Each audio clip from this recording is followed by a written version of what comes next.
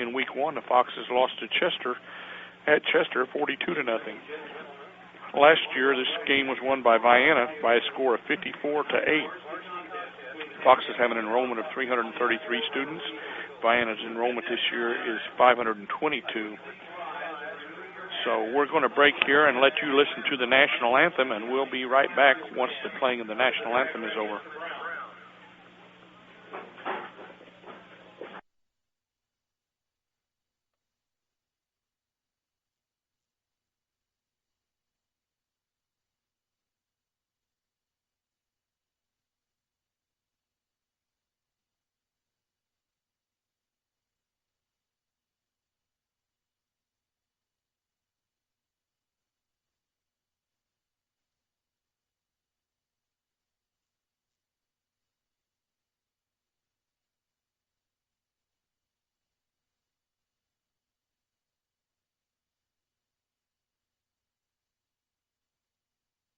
Otten's Pizza is simply irresistible. Made with the freshest of ingredients. An incredible one-of-a-kind sauce. Topped with real cheese, shredded fresh in the restaurant. And served piping hot, cheese still bubbling right out of the oven. Get your perfect pizza from Otten's today. Call 643-3471 for carryout. Or dine in to get your Otten's Pizza directly from the oven. Otten's Pizza House, 207 Walker in McLeansboro. Phone 643-3471. Otten's Pizza Perfection. Simply irresistible. York Pharmacy on the south side of the square in McLeansboro is ready to exceed your pharmacy expectations. So stop in Monday through Friday 9 to 5 or Saturdays till 12:30. The York Pharmacy staff offers friendly, professional service for you and your family. That includes nebulizers, walkers, and vaccines. A drive-through window is available for your convenience. Call 643-3524 and don't be surprised. You'll speak directly to a person. York Pharmacy, a proud supporter of Hamilton County sports.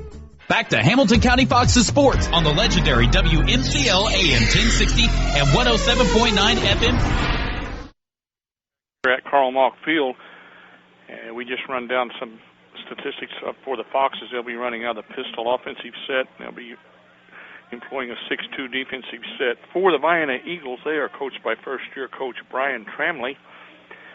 And the athletic director at Vienna is David Hill. Brian is 0-2 in his inaugural campaign. He was a standout player on the 1984 Anna Jonesboro team that were state champs, Dean. Yeah. We played both ways for them at AJ. Last year, the Eagles were 6-4 overall, 6-3 in the conference. Last week, they lost to Chester 61-19. And in week one, they lost to Johnson City 29-0. Those teams, Tom, having a hard time with finding their offense early in the year. 31 total yards last week for Vienna. They had 213 by one kid on kickoff returns. Jared Wigg had 213 return yards and a TD last week. And Austin Craylow will be the quarterback for Vienna this year. He took over, I think, before the season was over last year, but Austin Craylow will be conducting the offense for the Vienna Eagles. Craylow was 5 of 10 last year for 17 yards. They seniors, a lot of seniors on that team. Not many kids back except for Craylow. Colson, one of their running backs, he was a youngster then. He had 3 carries for 11 yards. Let's profile tonight's games real quick going on in Southern Illinois. Well, we've got a minute here. Looking at some of the games being played tonight, Harrisburg is at Marion.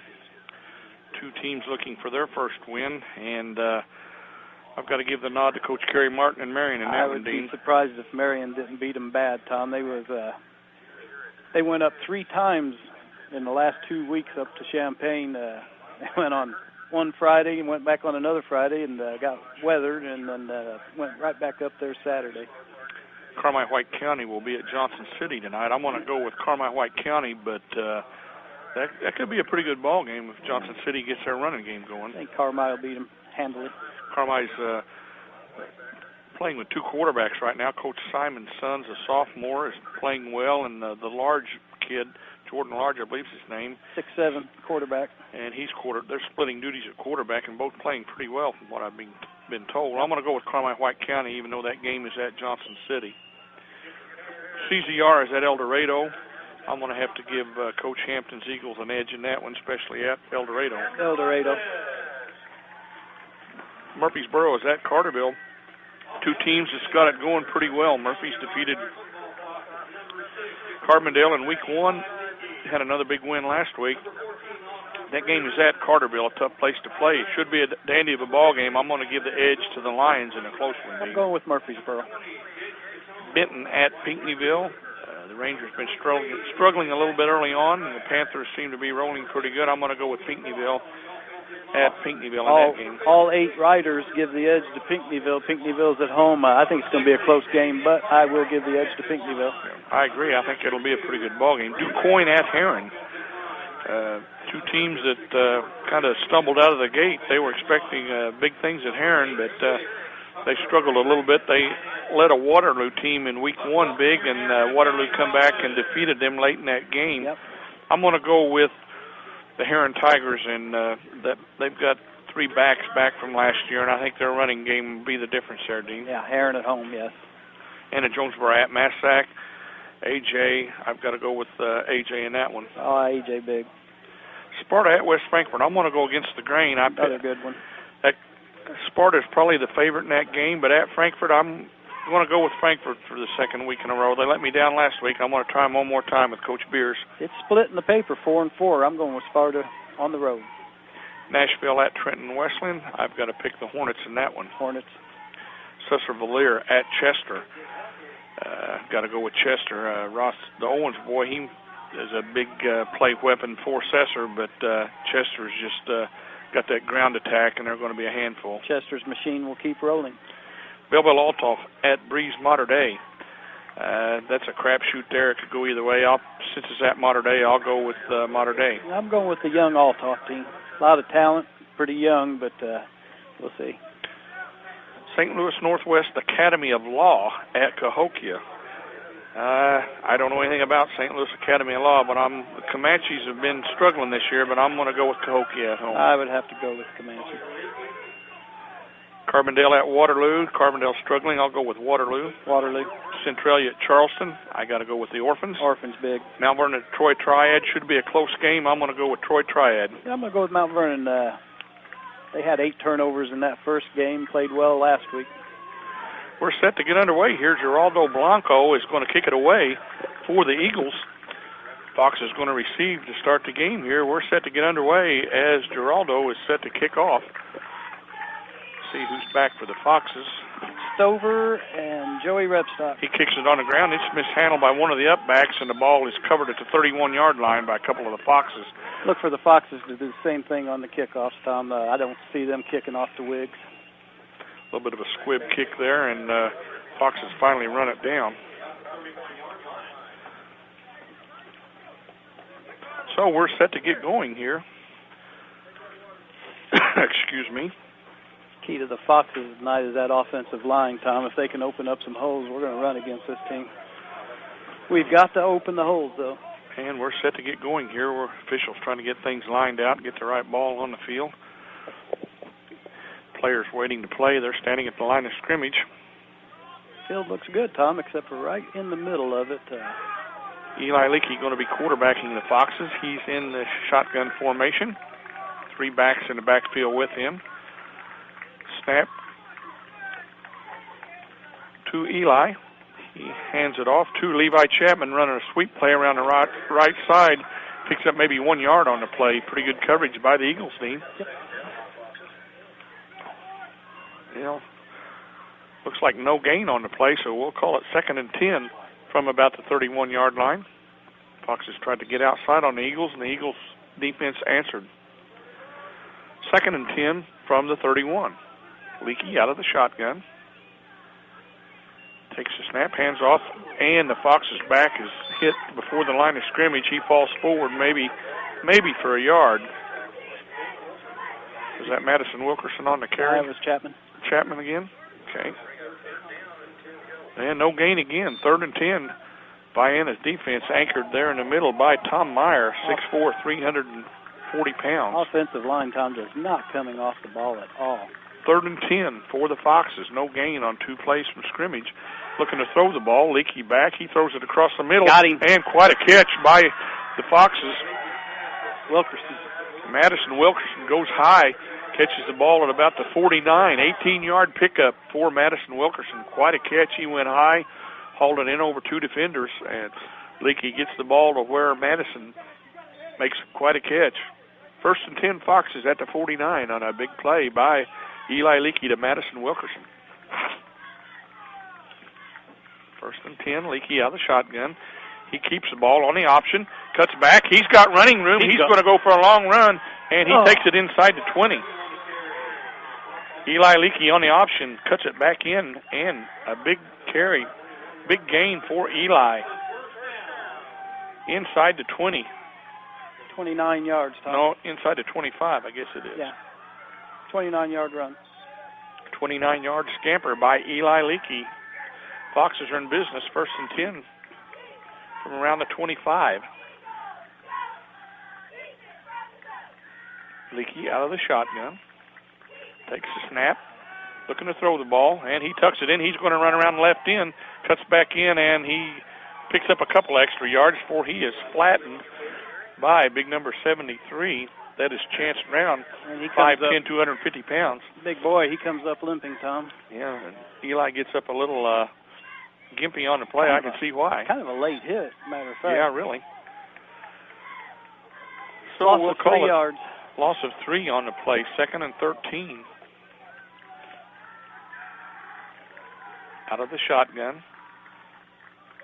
Ball now on the 25-yard line. Eli's back to throw the ball, and he's that's pass interference. Intended for Jake Scatone, and the Eagles all over him, but no flag on the play. All over his back. Jake Scatone, intended receiver, bring up 3rd and 13. Looked like the receiver was reaching over his shoulder, but no flag on the play. Hit him well before the ball got there, Tom. Be 3rd and 13 from the 25. Foxes need a big gain here. Leakey looking to run the option. He cuts out. He opts it to Levi Chapman. Chapman cuts back in, and he stops short of the 1st down, and we've got a flag on the play. Yeah, pick up a 5 if it stands. Way short of the 1st down. Holding is a call on the Foxes. They're taking them back. First penalty of the game goes against the Foxes. Looks like the Eagles going to be hard to run against, Dean. So they're marking off the holding penalty against the Foxes. 3rd and 23 now from the 33. 3rd and 23. Ball on the 33-yard line.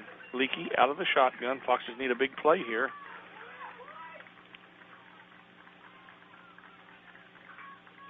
Eli takes the snap. He drops back to pass. There's a big rush on.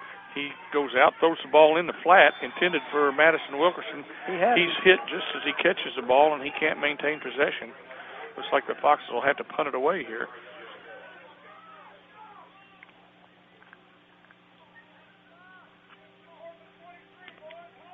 Fourth and 23 facing the Foxes.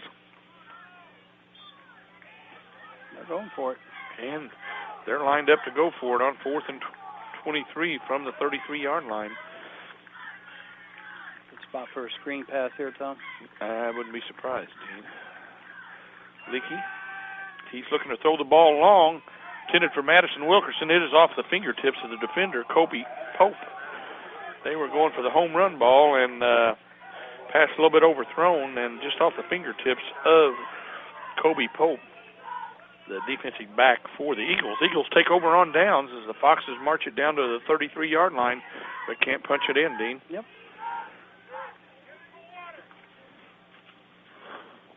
It'll be 1st and 10 Eagles.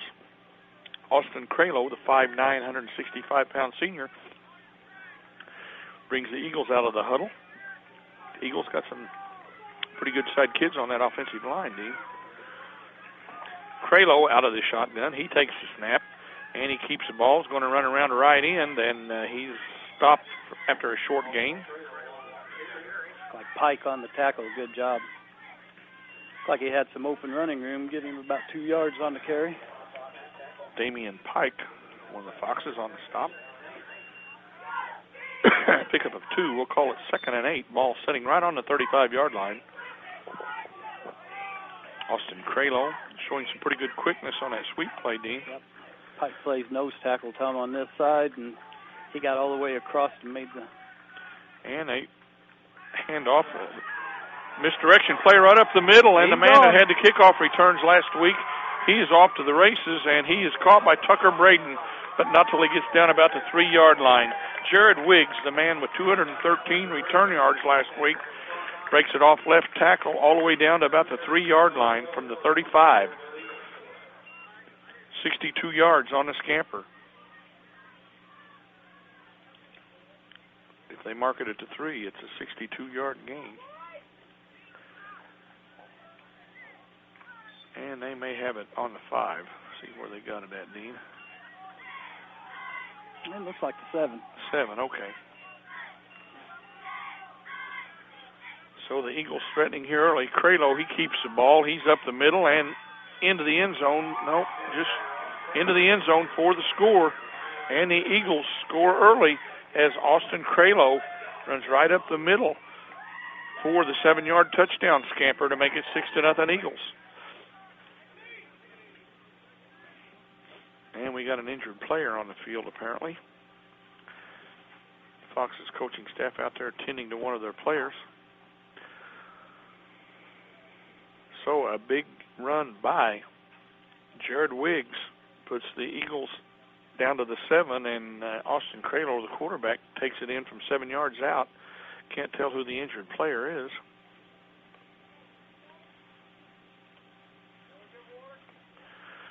But there's an injured Fox player on the field. They've got a break in the action here.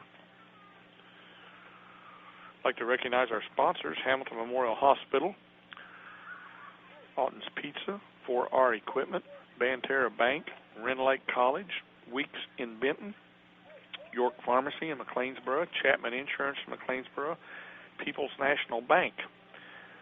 You can pick us up on 107.9 FM in Hamilton County and the surrounding areas. You can pick us up on AM 1060, and we'll be streaming online at WMCLradio.com. So breaking the action here as they're tending to the injured Fox, helping one of the Foxes off the field. Good job by Vienna scouting the Foxes, Tom.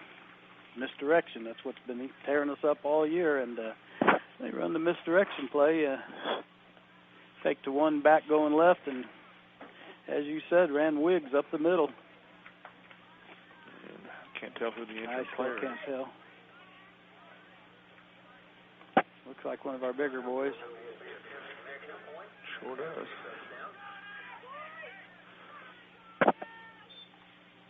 And they're going to kick the PAT. The Eagles set to kick for the extra point here. Ball spotted, kick is up, and it hits the upright and bounces back. It is no good. So it's 6-0 as Vienna can't convert. That was Geraldo Blanco attempting the extra point, and he hit the crossbar, and it bounced back out. So the Eagles score with 8:04 to go in the first. They lead at 6-0 here.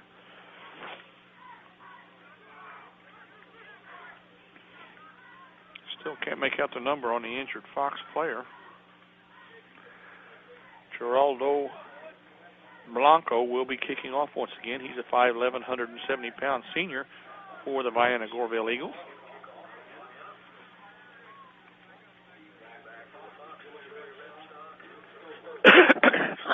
Excuse me. Joey Rebstock and Luke Stover back deep for the Foxes. Waiting for Geraldo Blanco to kick off here.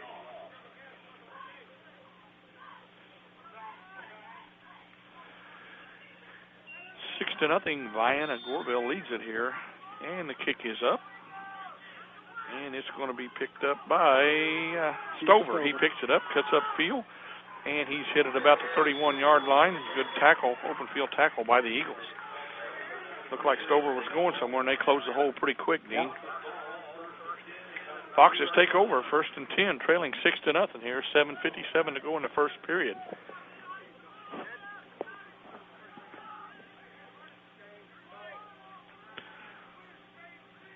Eli Leakey will be quarterbacking out of the shotgun. 1st and 10 Foxes, their second offensive set. And a low snap. Leakey picks it up. He's looking to run the ball. We got a flag on the play. And Leakey is about to the line of scrimmage, and that's it. A flag thrown in the backfield. Going to be holding on the Foxes once again. 2 big holding penalties here early on. They're calling that a lot closer tonight than they have the first 2 games, Dean.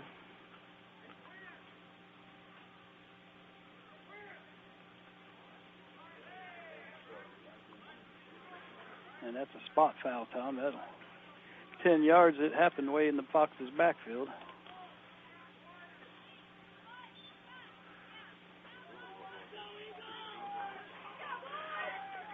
Be first and long for the Foxes after the penalty. Leakey takes the snap. He's looking to run the option out around the left side, and he breaks 1 tackle but falls down, makes it to the 20. Picked up about 2 yards on the play, maybe.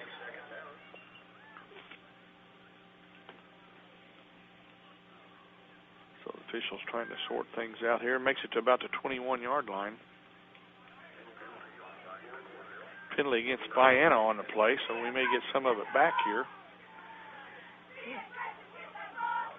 5 yards marked off against the Eagles.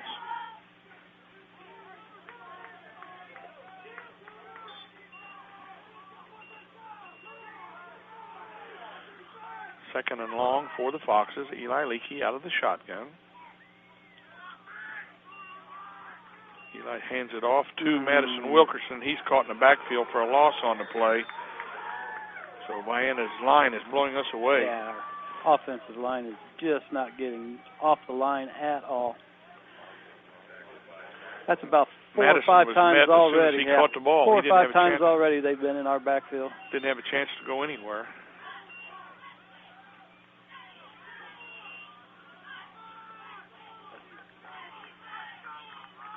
Third and long for the Foxes. Leakey out of the shotgun. Low snap.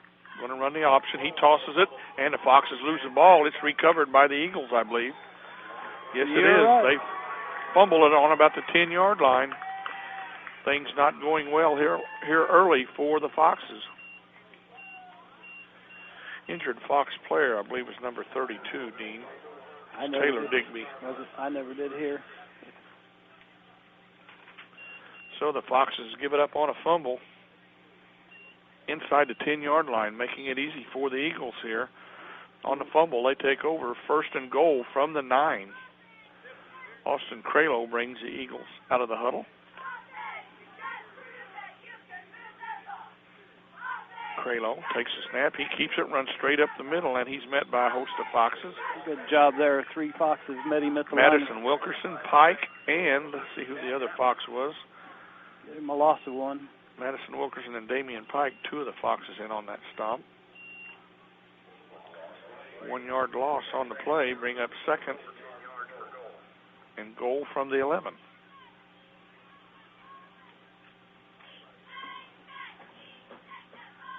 Foxes need to stiffen here. They trail 6-0 here midway through the first quarter. Cralo out of the shotgun. Takes the snap, keeps it, tries to run off left tackle, and stopped on the play after a pickup of a couple of yards.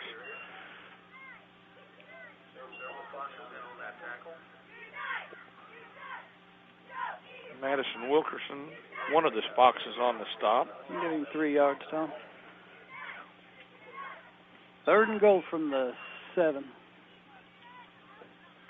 A couple of big plays here coming up. Foxes need to keep him out of the end zone here. 3rd and goal.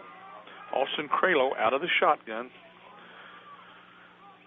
And a little misdirection off right tackle to number 22. That is Jared Wiggs, and he's in for the touchdown. All it takes is a little misdirection. 7-yard scamper. They faked a sweep play around the left end, and Jared Wiggs runs off right tackle for the 7-yard touchdown score. Makes it 12-0 Eagles with 5:19 to go here in the first period. That's Brandon Craddock that got hurt, Tom. Okay, Brandon Craddock. It was a 2. That takes a That's big part of the defense away. Kidding. Sorry about that. Offensive I just line, saw the 2 on there, and I thought it was left tackle, defensive end, and our kicker. PAT kick is up this time, and this one is good. Wasn't pretty, but it made it over to make it 13-0 Vienna. Promising start, Tom. Fox has had a couple of long plays and stalled out. We went for it on 4th and 20. They took over the ball at their own 34, and Mr. Wiggs went 58 yards on their first play.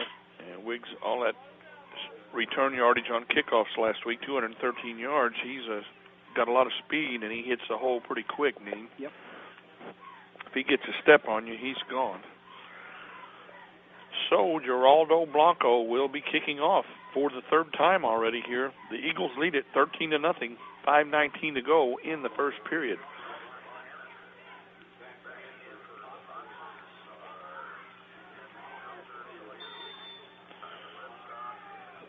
Joey, and a quick kick up Look front, out. and great job. Well, I don't know who's got it. Looked like Tucker Brayton had it, but looked it like he slipped had away. it, and then it went away. They onside kick, and we'll see what happens here. I think Tucker's got it. Nope. And the Eagles recover the onside kick.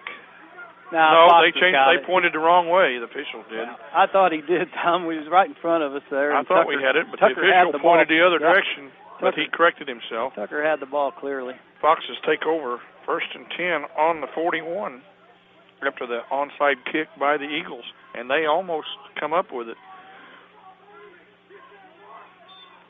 1st and 10, Foxes from the 41. Eli Leakey comes in with a play from the sidelines. He's in the shotgun formation. Foxes need to get on the board here. They're down 13-0 early on. Low snap. Eli runs straight up the middle, picks up maybe a yard, maybe just back to the line of scrimmage. Give him a yard on the play. Be 2nd and 9. That's a hard-earned yard. Just nothing there. They got the big 340-pound tackle right there on the ball. 2nd and 9 out of the shotgun. Eli takes the snap, hands it off to Levi Chapman. He looks for running room and runs into one of those big linemen. Picks up a couple of yards on the play, but they're really clogging up the middle, Dean. Yep. Number 77 is 6'4", 340. He's quite a force there in the middle. 3rd down and about 7. Big play here for the Foxes. Out of the shotgun, Leakey back to throw the ball. 3rd and 7. Pass right in the hands of the receiver, and he drops it. That was Jake Scatone. He didn't have first down yardage anyway, but pass is right there, and he just dropped it, Dean. Yep. Fox is going to have to punt it away. Craven's back to punt. 4th and 7. Another drive stalls. Cravens to punt the ball away, and that man is back there, Jared Wiggs. You want to punt it away from him. Just booming kick off. over in the area of Wiggs, and it's going to be down by one of the Foxes at about the 21-yard line.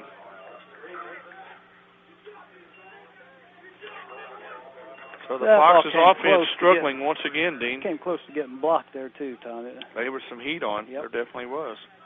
And that thing was close to being blocked.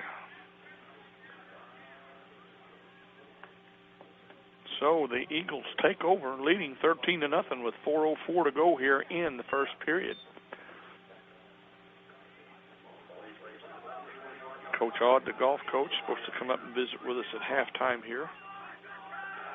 1st and 10, Vienna. Craddock back out on the field, Tom. Good from the see. 21-yard line. And a little sweep play out around the right side. A nice tackle made by Damian Pike and number 62 of the Foxes. Craddock and Pike in on the stop. I seen him working on Brandon's knee, and I was scared there for a second. Yeah, I was too. He was kind of gimpy over there for a while. Yep. He's had 2 outstanding defensive games so far. Loss of a half yard on the play. We'll call it gain of a half yard. We'll call it 2nd and 9 for the Eagles. Ball on the 22-yard line. Austin Kralo out of the shotgun.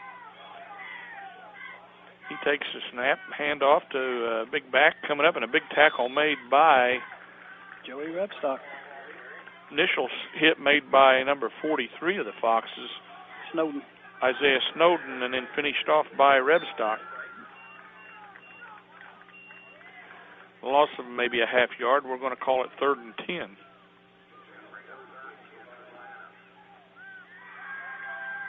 Foxes need a little something here to pick them up. They're down 13-0 in the first quarter. 3rd and 10, we'll call it, from the 21 for the Eagles. A big play here, Dean. Yep. Kralo out of the shotgun. And the Foxes were pulled off sides, but I believe it's a procedure call against the Eagles, so it'll back them up 5 more yards. Had number 31 went in motion a little early.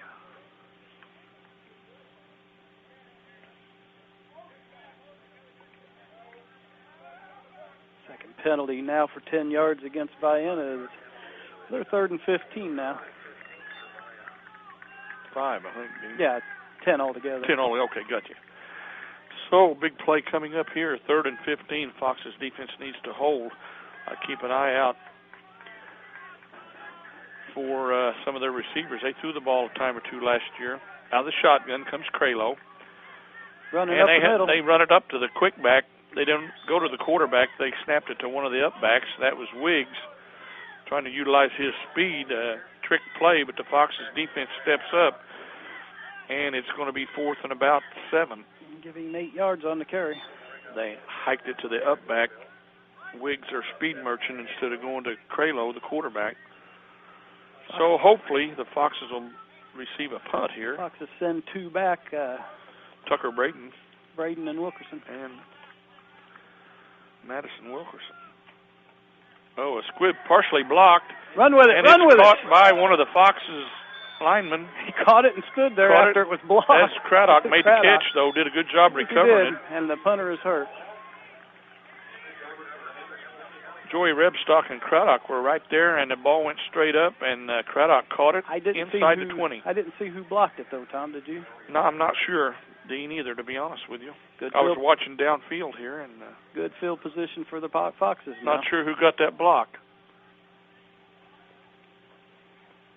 But Brandon Craddock did a good job feeling the ball. Wasn't sure what to do with it, and finally was down by a couple of Eagles. Their punter is on the field, injured.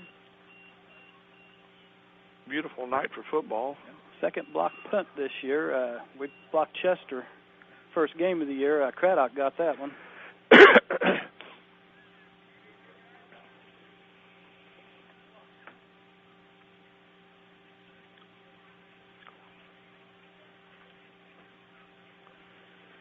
Second injury time out of the game.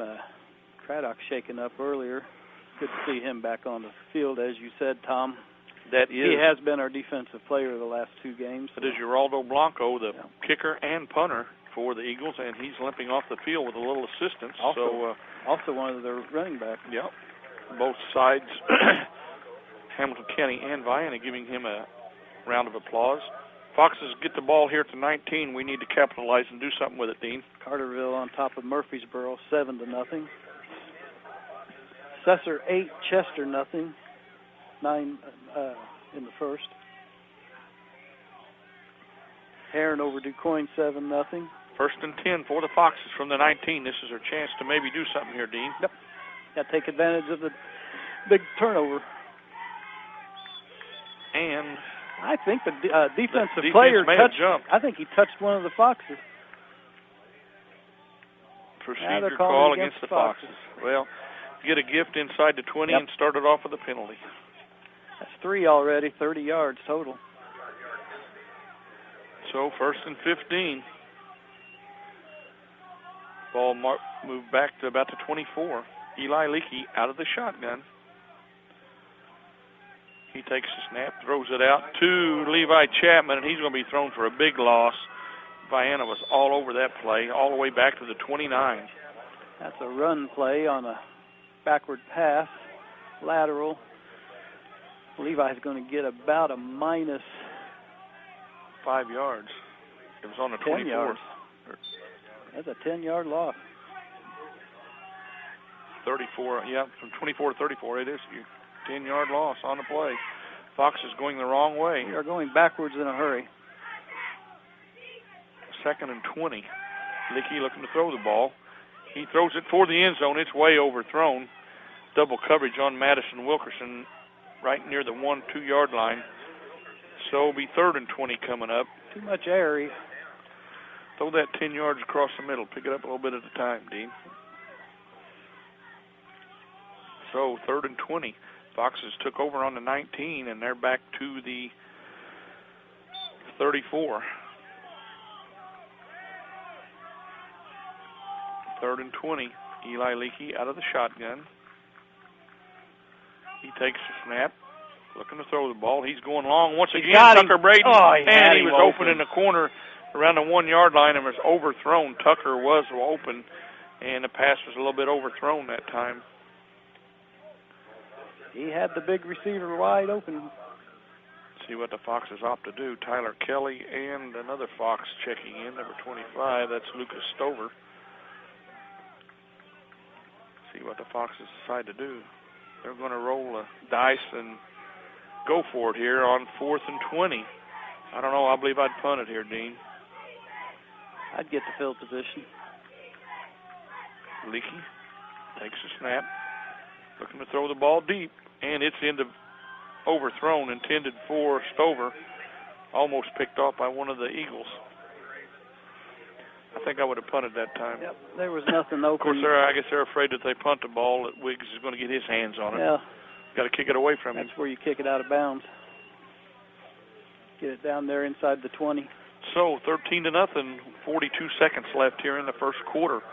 Eagles take over on downs. Fox's offense sputtering once again, Dean. Mm-hmm.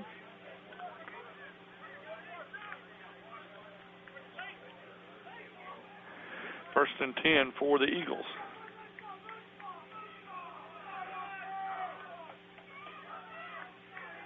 Craylow takes a snap. Nope, they once again go into the up back. Wiggs trying to get the ball in the hands of their speedy back, Jared Wiggs. They snap the ball to the up back, and our defense is finally making some stops. Defense answers the bell. Pickup of 2, though, 2nd and 8. The big turnover hurt the Foxes, Tom. No question about it. Should be a 6-0 game right now. Coach Tramley kind of mixing things up a little bit on offense, keeping us on our heels. And we'll go to the second quarter. Foxes down 13-0. As stated, we've played one quarter. The Eagles lead it 13-0. We'll be back in 60 seconds. Create the future of your choice with long-term care insurance from Auto Owners. Let us design a plan that helps protect you financially so you won't become a burden to your family. And best of all, you choose what works for you, like staying in the comfort and privacy of your own home or other assisted living options. Plan your future and enjoy every minute with long-term care insurance from Auto Owners. See John Chapman of the Chapman Insurance Agency at 402 South Jackson in McLeansboro.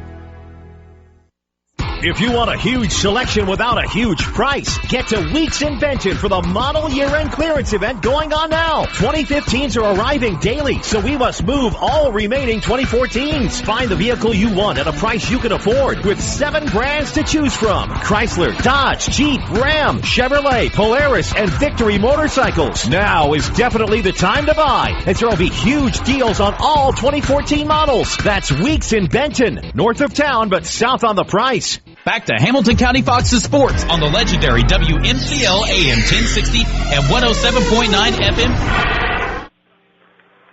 Back here at Hamilton County, Vienna with the ball to start the second quarter, facing 2nd and 8. Ball on about the 37-yard line. And Austin Craylow quarterbacking the Eagles out of the shotgun here, facing 2nd and 8. Craylow keeps the ball. He's going to run around the right wing. He makes a couple of Foxes miss and finally stopped by Madison Wilkerson. Flag on the play. There is a flag on the play. He's about 2 yards short of the first down. A big tackle by Madison Wilkerson.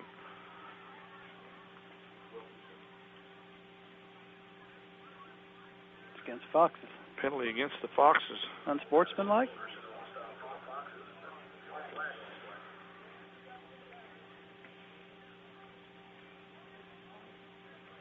Or are they picking this?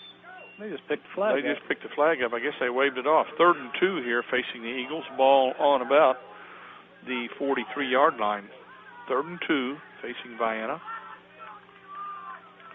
Kralo out of the shotgun. He's going to run it again. He's got first down yardage and more as he breaks through there for a big gain out past the 50-yard line. Tucker Braden and I think Wilkerson in on the stop along with Craddock. He hit the hole quick and picked up first down yardage. Geraldo Blanco, the Eagle that was hurt, he's back in the game. Apparently they've got him going again. 1st and 10 Eagles. Picked up the first down. It's on the 48-yard line, we'll call it. 1st and 10. Austin Kralo out of the shotgun for Vienna. He takes a snap. They're going to run that same play till we stop it, and a big tackle that time. That will. No. By Pike.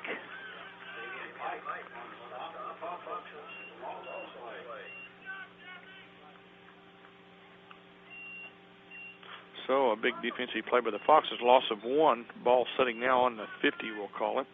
24 yards, 7 carries, and a touchdown for the quarterback, Kralo. Yet to throw the ball. He's quick to hit the hole, and he's got that big offensive line to run behind. 2nd and 11 facing the Eagles. Kralo out of the shotgun. He hands it off to Wiggs, the speedy back, and he hits the gap, picks up about 3 yards on the play.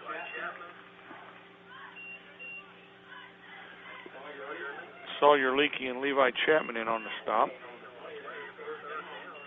5 carries, 78 yards, and a touchdown now for He picked up about 4 yards on that carry to make it 3rd down now and 8, we'll call it. 78 yards for Wiggs, 58 of them come on his first carry. Kralo out of the shotgun. Keeps the ball, looking to run off left tackle. And he's picking his hole, and he's short of first down yardage. Chapman and Sawyer Leakey once again on the stop. Did a good job finding a hole to run through. It's going to be 4th and 2. Should have been stopped back about 3 yards from there. Yep. They're going.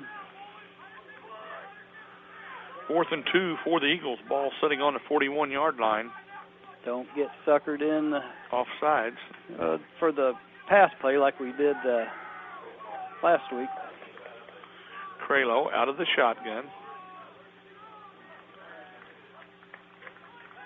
And they run a dive play up the middle. Wiggs breaks a couple of tackles. Touchdown saving tackle by Sawyer Leakey as he goes all the way inside the 25-yard line on the carry. Wiggs is very quick. He hits the hole quick and got a lot of speed. Sawyer Leakey probably saved a touchdown there, Dean. Another 17-yard carry. Into the first quarter, Harrisburg trails Marion 14-0.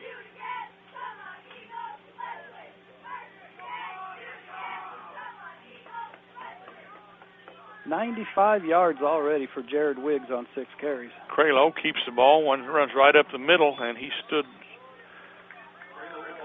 up by one of the Foxes. Levi Chapman stands him straight up after a gain of about a yard. Chapman and Rebstock.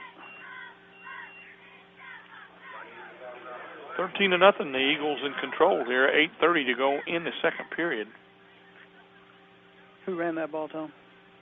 Kralo kept it right up the middle for a yard. 2nd and 9 for the Eagles. Austin Kralo and Jared Wiggs in the backfield. And they snap it to Wiggs this time. He's off right tackle. And stop made by Snowden. Isaiah Snowden with the stop. They're snapping the balls to both the quarterback and the halfback. You don't know who's going to get the ball. That time Wiggs kept it and run off right tackle and picked up about 4 yards. We'll call it 3rd and 5 for the Eagles. They're driving once again down to the 20-yard line. 3rd and 5. We're in 4-down territory here. Kralo and Wiggs in the backfield. Craylow keeps it, runs off right tackle. Joey Rebstock on the stop for the Foxes. Little help from Trey Smith.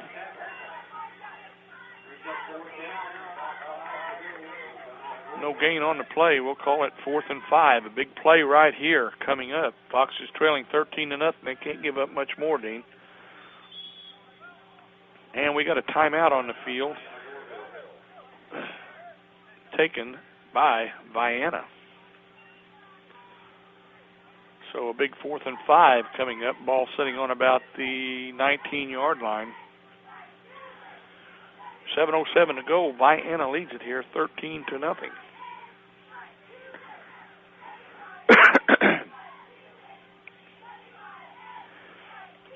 Black Diamond football. Both teams 0-2 looking for their first win of the season. Once again, recognize our sponsors: Hamilton Memorial Hospital, Alton's Pizza, 4R Equipment, Banterra Bank, Wren Lake College, Weeks in Benton, York Pharmacy, Chapman Insurance, and People's National Bank, bringing you this game this evening. Some first quarters. Going into the second quarter scores: Tom Heron 21, DuQuoin 0, El Dorado 6, ZZR 0, Cesar-Valera, Waltonville, Woodlawn 8, Chester nothing, Carterville 14, Murfreesboro nothing, and Massac County on top of AJ 12-6. Big 4th and 4, 4th and 5 here. We'll call it 4th and 4, facing the Eagles. Craylow and Wiggs both in the backfield. And they moved. Procedure call on the Eagles. They tried to get the Foxes to move, jump, and one of their own players moved.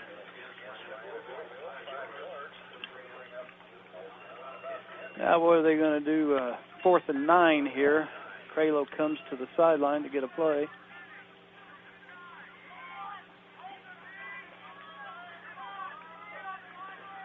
Big play here. Foxes don't want to give up another score, trailing 13-0 already. Backs better be ready for a pass right here. Austin Craylow and Jared Wiggs in the backfield, both of them speedy backs. They're going to throw the ball. Craylow drops back to throw. He throws it in the end zone. It's batted away by Madison Wilkerson. Big play by Wilkerson. Tucker Braden knocked that away, Tom. It was Tucker Braden. Real good play. I saw the 6. Hey, I didn't get the first number. And what a heady play, Tom. That was inside the 5. He just batted away. The Foxes get the ball. Take over better field position. Much better field position. It was intended for Tyler Daubert. He caught a pass last week. Big pass for the Eagles. Foxes take over. Got to get this offense going now with 7 minutes to go till half. 1st and 10 from the 24.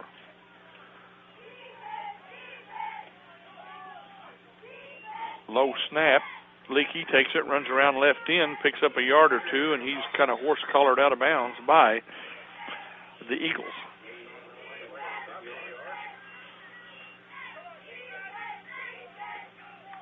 About a 3-yard pickup on the play. 2nd and 7 for the Foxes. 5 carries, 32 yards now for Eli. Hit the first pass of the game, 0 for 6 since then. 1 of 7, 18 yards passing. 2nd and 7 from the 26. Toss play to Levi Chapman. And the Eagles are all over that. A big loss on the play. They telegraphed that play, and the Eagles were there. Got to have some blocking, Tom. We had 2 kids in the backfield, 5 yards deep in our backfield. Loss of 6 on the play. Levi just keeps going backwards now. He's got, and a couple of plays that wasn't no fault of his. 5 carries, minus 14 yards. 3rd and 13 facing the Foxes. Foxes offense not able to move the ball again here tonight. Well, we've had a couple of 3 plays, and that's been it. And he's looking to throw the ball, and he's rushed. He tucks it in, decides to run, and another loss on the play.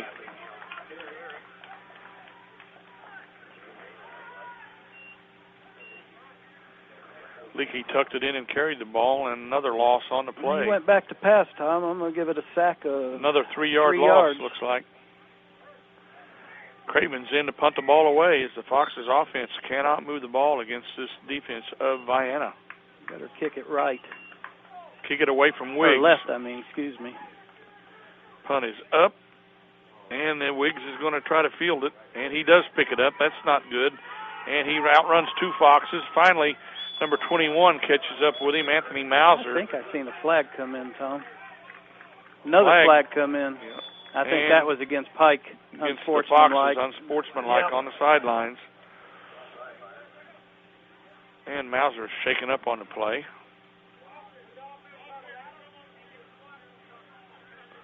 So the official's going to sort things out here, going to give the Eagles excellent field position once again with 5 minutes to go in the second quarter.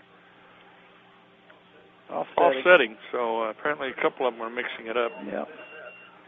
And the shame is they had the first one and we retaliated.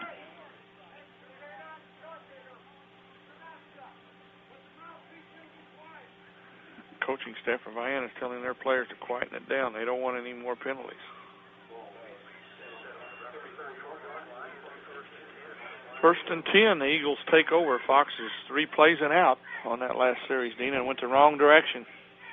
Not a very good punt, and then had about a 17-yard return for Wiggs. First and 10 on the 34 for Vienna. Cralo out of the shotgun. He keeps the ball, and a big defensive play by Damian Pike. Damian Pike, he didn't talk this time. He played. Big hit, big loss. On the play for the Eagles. About a 6-yard loss. Looks like about a 5-yard loss, Dean.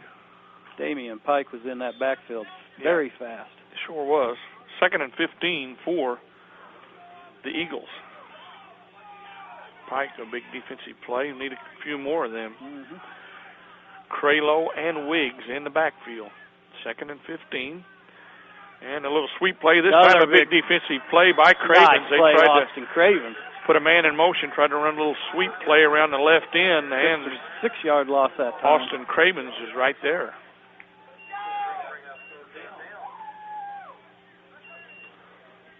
That was Tyler Daubert. 5'7", 165-pound senior for the Eagles. Run a little misdirection. That didn't fool the end at all. They've had that set several times, and that was the first time they opted to him on that sweep play. Austin held containment, and he busted back there to get him. 3rd and 20. Cralo and Wiggs in the backfield. Ball on the 45-yard line. Out of the shotgun, Cralo. And they snap it to Wiggs, and his quickness, he breaks one tackle and picks up big yardage on the play. 10 yards giving. Craddock, one of the Foxes, on the stop. 8 carries, 109 yards now here in the first half for Cralo. It'll be 4th and 12. Wiggs on that. Or Wiggs, I meant. Big play here coming up. 4th and about 12. Eagles content to run some time off the clock with just a little over 3 minutes left. If they give it up, they don't want the Foxes to have any time. Big play here, 4th and 12. It's worked every time. I'd run that direct snap again to Wiggs. And they give it to Wiggs, running straight up the middle. He breaks a few tackles, and was getting close to first down yardage and finally slowed down by a whole host of Foxes. That was a shirt tackle there by one of the Foxes. Wilkerson was one of the Foxes, and Tucker Braden and Wilkerson. If he doesn't slow him down with grabbing his jersey, that was going to go big. Taking it to the house. He was right up the middle, about to break through the pile. 1st and 10, the Foxes take over here. They've been held scoreless in the first half, been held scoreless for the season. Yep. We got 2:43. Ball on the 30, 1st and 10.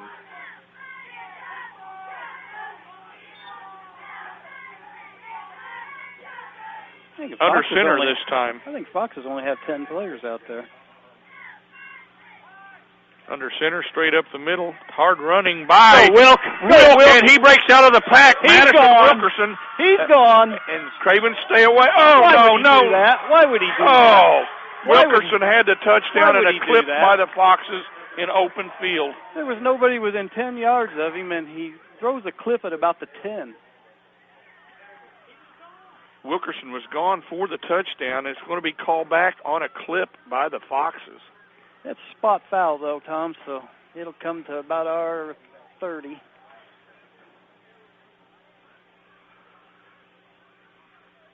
So a touchdown call back on a clipping penalty. And he was well ahead of the pack and gone. So where was we at? Our own 30? We were at the 30, and we've advanced it to the 25. 55-yard carry and then the 10-yard penalty. So touchdown call back. Be first and 10, though. Foxes on the 25. And that was 5 yards behind the play. At least. Running out of the I formation, Levi Chapman tries to run up the middle, off left tackle. Picks up some yardage. They went under center now, and things are working a little better, it looks like, Dean. Yep. One of the Eagles slow to get up. Number 52, Josh Belcher. Give Levi 2 yards on the play. Fox has got to get it going. Less than 2 minutes to go here. 2nd and 8. Leakey under center.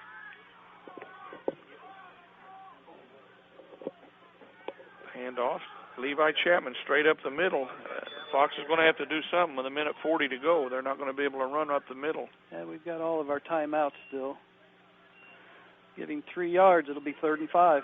3rd and 5 facing the Foxes. We are in 4-down territory. Leakey under center. Trying to pull him off sides, it looks like. He takes a snap toss play out to Madison Wilkerson. He breaks one tackle, but is wrapped up near the line of scrimmage. Tom, you had a man in the backfield 5 yards deep by the time he got the pitch. 1 minute and counting. 4th and long for the Foxes. 4th down and 7, it looks like. Foxes facing 4th and 7. Trying to pull them off sides, and looks like it's not going to work. Timeout finally taken by the Foxes with 40 seconds to go here. Facing 4th and 7, we'll call it. Foxes had a touchdown call back on a clipping penalty. So 13-0 is our score here with 40 seconds to go. Foxes threatening on a 21-yard line, facing a 4th and 7. Tom, we've got some close games and some shockers. Okay, let's hear them.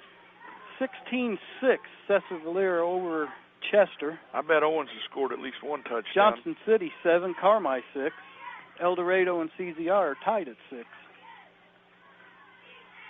And this should be about a 6 or 7 point game right now, but the Foxes kind of shot themselves in the foot on the big run by Madison Wilkerson, who was gone for a 70-yard touchdown.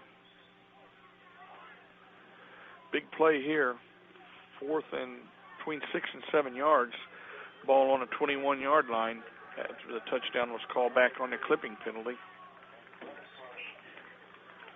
I'd get the big tight end, Austin Cravens, open right here. Well, they got one shot at it. Here it is. We're going to throw the ball. And into the end zone for Tucker Braden, and it's off the mark. And the Foxes turn it over on downs. Ball was not quite there. So Foxes still yet to score on the season with 34 seconds left till halftime. First and 10 Eagles. Ball spotted on the 21-yard line. Don't want to give one up here, Dean. Nope.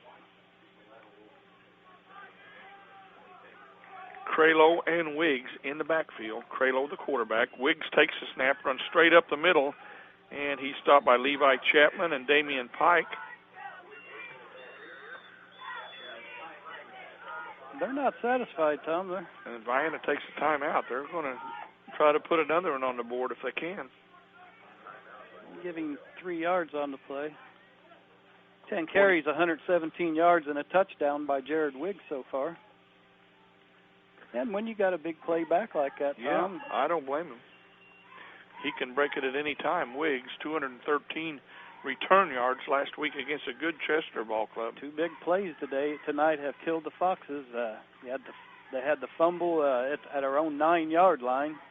They got a touchdown out of, and then the Foxes had a 70-yard touchdown brought back by a penalty. And difference of the game. Timeout on the field. 13-0. Vienna leads it here. Vienna here in the first half has been able to protect the ball. No turnovers. The Foxes with that one big one that accounted for a touchdown and an extra point. And we'll see what Vienna does here. 2nd and 7.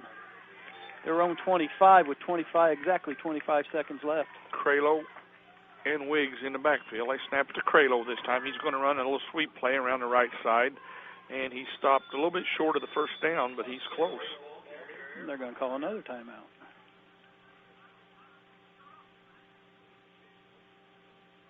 Give him 62 on the stop for the Foxes. That's Brandon Craddock. Another timeout taken by the Eagles. They're going to keep poking away at it here. It'll be 3rd and 1 for the Eagles. Ball on about the 30-yard line. And still 18.4 seconds left. They're looking for the big pop here, Tom, is what they're looking for. And they've got the potential to do it with their backfield. They get the ball first here in the second half to start the second half. Foxes have had a couple of good drives in this game. Nothing to show for it. 0 for the first 10 quarters. Unless we could get a big turnover and pop it in right here. 3rd and 1 facing the Eagles.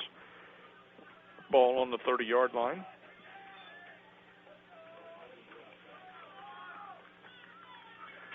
Here's the snap to Cralo. He's tackled from behind by Snowden. We're down to 11.9, and they take another timeout. Yeah, the clock stops with the moving of the They flag. take a timeout. Nope. Yeah, first down. So they're going to move the chains, and once the chains are moved, they're going to get the clock rolling. We're at 10 seconds and counting. That may be the last play of the first half. Only a 2-yard. They're going to try to get a play off. Only a 2-yard gain there, Tom, but it was enough for the first down. And they don't quite get it off. They were trying. So Vienna-Goreville comes to town. They lead it at the half, 13-0. Foxes had a touchdown call back on a clipping call. So at the half, our score here is 13-0. You got a few scores, Dean? Johnson City 7, Carmi 6. SVWW 16, Chester 6. El Dorado CZR tied at 6. And the last scores I had, Massac all over AJ in a shocker, 20-6. Boy, that is. Heron 21, DuQuoin nothing, and the last score I got was Marion 14, Harrisburg nothing. Got a score coming in here. Pinckneyville at the half leads Benton 14-0.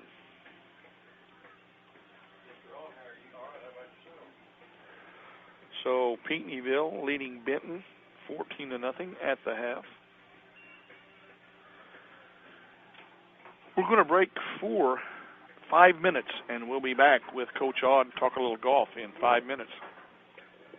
Quality rehabilitation services close to home. Our state-of-the-art rehab department at Hamilton Memorial Hospital is serving families from across the region. The facility features an extensive exercise gym, an aquatic therapy pool, and more. Also, therapists can help you and your family feel better faster. Appointments are now available from 7 a.m. to 6 p.m. Monday through Friday. If you or a loved one require physical, speech, or occupational therapy, turn to the leader in rehab services, Hamilton Memorial Hospital District. Phone 643-2361, extension 2150. Don't just dream about a better job. Go get it with scores of programs that take 2 years, 1 year, or even just a few months to complete.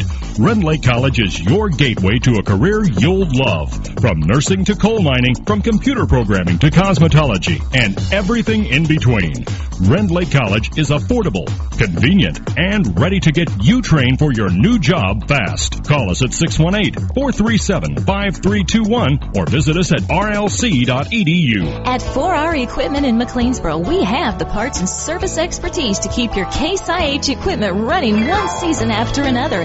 This includes a modernized shop, a fleet of quality service vehicles, and specialized Case IH technicians with years of experience to meet your service needs. Be sure to take advantage of the no payment, no interest terms from CNH Capital. Call 4R Equipment at 1-866-9-CASE-IH. That's 1-866-9-CASE-IH, or visit us in McLeansboro today. At Banterra, we understand that banking is a relationship. It's a friendly face that knows your name, understands your needs, supports your goals. Banterra offers a complete range of personal and business banking products with competitive rates and loans that range from small projects to multi-million-dollar opportunities. We offer conveniences such as online banking, mobile banking, and direct deposit. For a strong community bank with exceptional customer service, Banterra is a smart choice for your banking needs. Banterra Bank, a proud supporter of Southern Illinois high school sports. Member FDIC, equal housing lender. People's National Bank makes purchasing a home easy. Hi, this is Dylan Bowling, Mortgage Loan Officer from People's National Bank. Visit peoplesnationalbank.com to fill out an online application 24/7, and you will be on your way to owning your own home. If you have any questions, give me, Dylan Bowling, a call at 618-643-5431.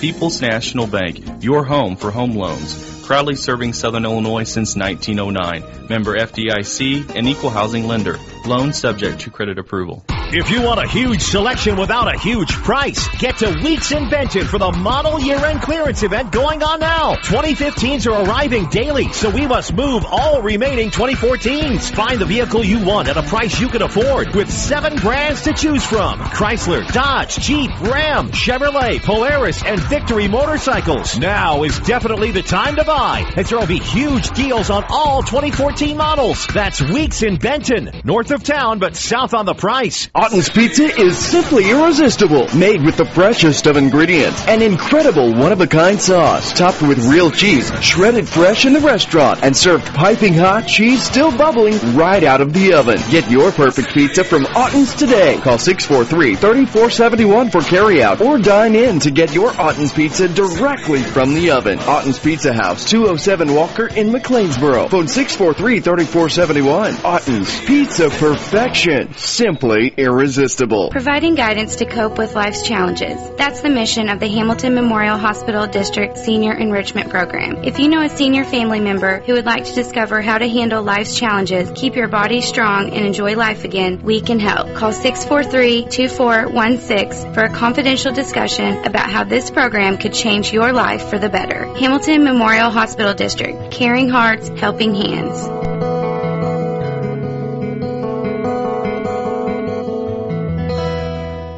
While you're listening to the game, think just a moment about everyone that it takes to get this broadcast on the air. Of course, you have your play-by-play and your color commentator, but did you know that you have to have people back at the studio, too, to run the board, to get the mics on and off, to play the commercials, and do some of the really important stuff? Right now, we're looking to add some of those important people to our team. Visit WQRLradio.com and click on Jobs for more information, or you can stop by the studio during our business hours to pick up an application. Must be 16 years of age or older to apply, have reliable transportation, and be available evenings and weekends. Dana Communications is an equal opportunity employer. Renly College's Adult Volunteer Literacy Program is looking for volunteers to help stop adult illiteracy. Give the gift of reading and be a hero forever. Renly College will provide you with training and materials to help adults develop the basic reading ability needed to excel. You can work one-on-one, tutor a small group, or work with students in an adult education classroom. Experience the joy of helping others and change a life. Call Renly College's Volunteer Partnership toll-free at 800-369-5321, extension 1342. Back to Hamilton County Fox's sports on the legendary WMCL AM 1060 and 107.9 FM. Back here at Hamilton County, at the half, Vienna-Goreville leads the Foxes 13-0 here in varsity football. Vienna leads 13-0. Foxes did have a touchdown call back on a penalty. Would be a little closer, but our score at the half, 13-0. The junior high baseball Foxes defeated Harrisburg this evening by a score of 13-3, and they defeated Fairfield a couple of nights ago in 8 innings, 5-4. The junior high baseball Foxes on a little bit of a roll, and the junior high softball Lady Foxes were defeated tonight by a fine Harrisburg squad, 5-2. We've been joined by Coach Terry Odd, the Foxes golf coach, and Foxes golfers just keep plugging along, Terry. We've got off to a very fast start this year. Got a very good team. Would like to mention all my players to start with. I have seniors John O'Daniel and Landon Vaughn, junior Jake Kaufman, sophomores Ryan Brockett, Jordan Pike, and Nate Neal, freshmen J.T. Byers, Cameron Gray, Alex Rapp, and Kyle Van Adema. And for the first time in about 3 years, I've got 3 Lady Fox golfers, freshman Krista Odd, Carrie Rapp, and Lauren Ward. So things are rolling pretty good, and apparently Massac's got an outstanding team. We went down there, and they smoked everybody. They've got a very good team. We played in Anna earlier in the year, and they got us by 1 shot down there, and we went down to Metropolis, and I know it was their home course, but I thought we, had a pretty good chance, or a good chance of getting them, and shoot, they put it on everybody. We got second, but did we not play that well that day, or their home course the difference, or a combination of things? We played well. We put up a very good score. We had 3 boys shooting the 70s, and one then used an 84, but they had 4 boys shooting the 70s. Just their home course, they always play well down there. So we're looking at our class. You say Nashville's the cream of the crop, and say Effingham, St. Anthony's got an outstanding team. Yes. Who else is pretty salty around here? I have seen Chester has put some good scores up, but I don't know anything about them. Carmi, they're always got a good team, but I look at as far as Deep South, I look at us and Nashville as the 2 best Class A teams. Then you go on up and St. Anthony in there. So talk a little bit more about your players, if you can go in depth a little bit. Okay. Well, I've got 2 4-year starters, John O'Daniel, Landon Vaughn. They've both been All-South last 3 years, All-Conference last 3 years. Landon's been All-State the last 2 years. So, we come in with a very 2 good seniors. Got Nate Neal back from last year's team, and he's playing. He's had some good scores. Some of the scores I've watched. Nate is playing real well. In fact, he's shooting better than I even thought he would, which is a plus. I've got Kyle Van Adem, a freshman, has come in and put some real nice scores up for us. Jake Kaufman and Ryan Brockett has played some, got some good scores in, and I've got Cameron Gray. In fact, Cameron is starting Monday for us. What about your girls golfers? They're coming along real well.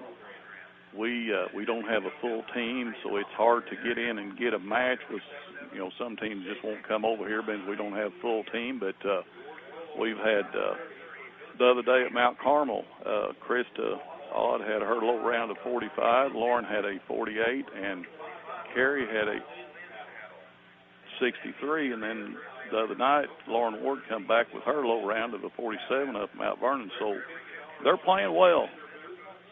And what do you got coming up this week? Monday we go to Centralia to play Christ Our Rock Lutheran. Is that out of Centralia? Yes. And then Tuesday we go to El Dorado for the boys. And then the girls, they play Wednesday they go to Vienna to play Goreville. And then Thursday we go to Mount Vernon to play Woodlawn and Waltonville. I guess the Goodley twins are on a mission down at El Dorado. Are they seniors, I believe, this year? They're seniors. They'll be graduating. They are 2... You just wouldn't believe how far they can hit the ball. They're very good golfers. That's what I've been told by the friends I have at El Dorado and other people that seen them play. Apparently they're a pretty good tandem. Yeah, he's got a couple more that works with them that gets them a pretty good score. So they've got a very good team down there. All righty, we want to wish you luck, and hopefully next home game you guys will still be playing. We'll try to get you back up here and see what's going on. Yeah, we go to the conference here in about a week and a half, so probably the next time I talk to you, we'll hope we're going to talk about that conference championship. All right, that's Coach Terry Odd, the Foxes golf coach. The Foxes golf team having another good year, moving right along, and having a great season. And want to thank him for coming up, and hopefully we'll get you back up here in a couple of weeks. Thank you. All right, that's Coach Odd for the Foxes golf. Want to thank him for coming up here at the half. At the half, the Foxes trail Vienna-Goreville 13-0. Dean, you got anything you want to add? I'll give some stats here, Tom. First of all, for Vienna, I got a score here for you with 1:34 left in the second. AJ and Massacre tied at 20. I had 20-13 last score I had. I'll get some scores here real quick. Johnson City at half over Carmi 7-6. Pinckneyville at half over Benton 14-0. Frankfort and Sparta are tied at 8. SVWW, this was after the first quarter, 16-6 over Chester in a shocker early. El Dorado CZR tied at 6. Belleville Althoff 7, Mater Dei 6. Marion all over Harrisburg in the second, 35-0. Heron on top of DuQuoin, 28-0.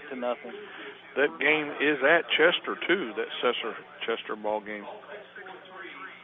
So get some stats now for Vienna. They were led by their quarterback, Austin Craylow. He has yet to throw a pass. 13 carries, 33 yards. He scored the first touchdown of the game, a 7-yarder. Jared Wiggs done the bulk of the carrying. He had 10 carries for 117 yards and a 7-yard touchdown. And that was basically it for them. Tyler Dobert had 2 carries for -5. Had 3 penalties in the game for 15 yards. No sacks by the Foxes and no turnovers in the game. And, of course, there'd be no sacks. He did make one pass, didn't he? The pass that Tucker Braden broke up. So he's 0 for 1. 0 yards. Big defensive play there. Yes, it was. For the Foxes, the quarterback, Eli Leakey, he completed his first pass of the game, an 18-yarder to Madison Wilkerson, and that was the only one that he completed. One of threw that pass in traffic as a big catch by Madison and a tough throw by Leakey. Went up high in double coverage and caught it. 1 of 8, 18 yards. He had 5 carries, 32 yards. Madison Wilkerson had 2 carries. One was for 55 yards, the touchdown that was brought back, and one for -2, so give him 2 carries, 53 yards. Levi Chapman, poor Levi, had that backward pass that counts as a rushing, and that went for -10, and then the very next play he had one for -6, give him 7 carries, -9 yards. And that was all for the Foxes. They had 1 turnover, and it was a big one. It was a costly one. It cost the Foxes 7 points. They fumbled the ball on their own 7-yard line. They've had 4 penalties, 40 yards, and they've been sacked 1 time for a 3-yard loss. So 13-0 our score at the half. The officials for tonight's game are up from the Effingham area. Referee is Larry Meisenheimer. The umpire is Brian Kibler. The linesman is Craig Weiss. The line judge is Dan Custer. And the back judge is Ben Seimer. Those are our officials tonight, and so far doing a pretty good job. Fox is having trouble getting the offense on track, Dean. The defense plays pretty well, but offensively we just can't get it going. We've got about 90 yards total offense in the first half. Had 2 drives, the first drive of the game and the last one that don't want to keep on saying it, but it should have been a touchdown brought back by you'd have to call it a silly penalty that Foxes should have scored their first touchdown of the season, and it was brought back. Foxes will travel to Cesar-Valera next Friday night to take on the SVWW Red Devils. Following Friday, the 26th, we will travel to El Dorado to take on Coach Hampton and the El Dorado Eagles. And then on October 3rd, Friday night, we will be at home against Coach Kurt Simon, the Carmi-White County Bulldogs. And October 10th in Week 7, we will travel to Christopher.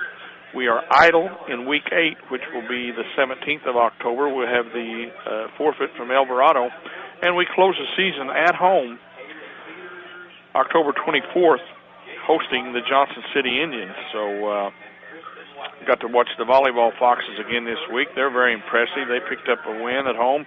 Then they've been in the North City tournament, and they won a couple of games over there. So if you get a chance, come out and see the varsity volleyball Foxes. They are fun to watch, Dean. Earlier tonight, Tom, the junior high boys baseball team defeated Harrisburg 13-3 in 5 innings. Beat them by the 10-run rule. Only went 5 innings. And Wednesday, In a close game, I believe it was extra innings. In 8 innings, I was out here. They defeated Fairfield 5-4. And the Lady Foxes junior high team was defeated tonight 5-2 by a good Harrisburg softball club. So that's some of the scores going on around the area. At the half here, the Foxes trail at 13-0 against the Vienna-Goreville Eagles. Teams out on the field, Tom. Quick little calisthenics there, getting loosened up. We're going to be going here in about a minute. They put a couple more minutes on the clock, but we'll be going here in about a minute. So we will travel to Cesar next Friday night, and apparently Cesar's playing very well tonight, leading a good Chester ball club. Very surprised by that score. Waiting here about a little over a minute until the second half kickoff. 2 first-year coaches here looking for their first win tonight. Cesar defeated by El Dorado pretty handily, and what they do in their other game, Tom? I believe they lost it too. I can't remember to who. I can't remember. They were up on Chester after the first quarter. The last score we got, 16-6. We're ready to go here. At the half, Marion leads Harrisburg 35-0 at the half. So the coach Kerry Martin's got the Wildcats rolling. Harrisburg struggling this year, Dean. Got a new kicker out there, Tom, for Craddock. I don't know if his knee tightened up on him or what. He's not out there. Austin Potter. No, it's number 12. Yeah, that's Potter. That is Potter. He kicks it. It's ball on the ground by Craylow. He picks it up and recovers, and Joey Rebstock and Snowden and Austin Potter swarm him at about the 25-yard line. So maybe that'll get the Foxes' defense cranked up, and they can shut Vienna down and take over on downs. Craylow caught it, dropped it, tried to go right, and kept going backwards. Joey Rebstock, first man there, and slowed things down, got a little help from his friends. And a 5-yard loss on the return. He's down about the 27s where it's spotted, we'll call it. 1st and 10 for the Eagles. Craylow and Wiggs in the backfield. You don't know who they're going to snap it to. They go to Craylow. We got a whistle on the play. And they had the ball in the hands that time of Tyler Daubert. I believe they got motion. Yep. False start against Vienna. That's their 4th penalty, Tom, and that's 20 yards. I believe all 4 of them have been 5-yarders on the I think so. Motion. Checking in for the Eagles is Geraldo Blanco, bringing a play in from the sidelines. 1st and 15 for the Eagles. Ball on about the 22-yard line. Craylow, a low snap, and he covers it, and he is downed by Snowden. Isaiah Snowden, and Craven's there, but Snowden downs him. A bad snap by the Eagles, backs the ball up. Looks like Geraldo Blanco and Tyler Daubert are running plays in for the Eagles from the sidelines. 10-yard loss. What was that, Tom? I can't see on this side. Was that a sack or a run? Be a run. Here we go. And they got a little misdirection play to Daubert, and the Foxes defense stops him after a short gain. Damian Pike, Cravens, and Sawyer Leakey in on the stop. Only about a 2-yard gain. Defense has looked pretty good, Tom, since the first couple of possessions by Vienna. Don't give up nothing big here. 3rd and very long, about 23 yards for the Eagles. Foxes stop them here, Tom. Should get decent field position. Under center is Craylow this time. And they run a little sweep play around the right side, and he's stopped by a couple of Foxes. Levi Chapman, one of the Foxes on the stop, it looks like. And 27, I think, also in there. 7 yards on the carry. See if they might punt it away here. 4th and long. Looks like Geraldo Blanco is in to punt. Tucker Braden and Sawyer Leakey going back. And Leakey back for the Foxes. And they don't have enough men on the field, so they're going to have to take a timeout. Vienna's got a little short-handed. Got to get some more horsepower out there on the field. Good defense and should be good field position here, Tom. So the Eagles get a little bit of momentum here. Eagles have to burn a timeout to get some more personnel on the field. So that's one less they'll have come crunch time. We got a timeout on the field. 13-0 our score with 10:04 to go here in the third period at Hamilton County.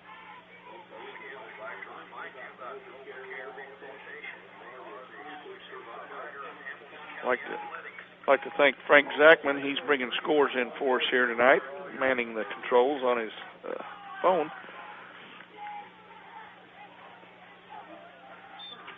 Here we go.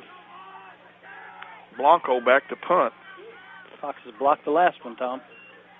He boots it away. Almost got to that one.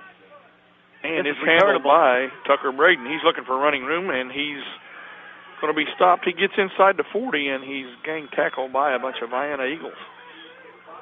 Nice field position for the Foxes here. From the Vienna 39, we'll start 1st and 10.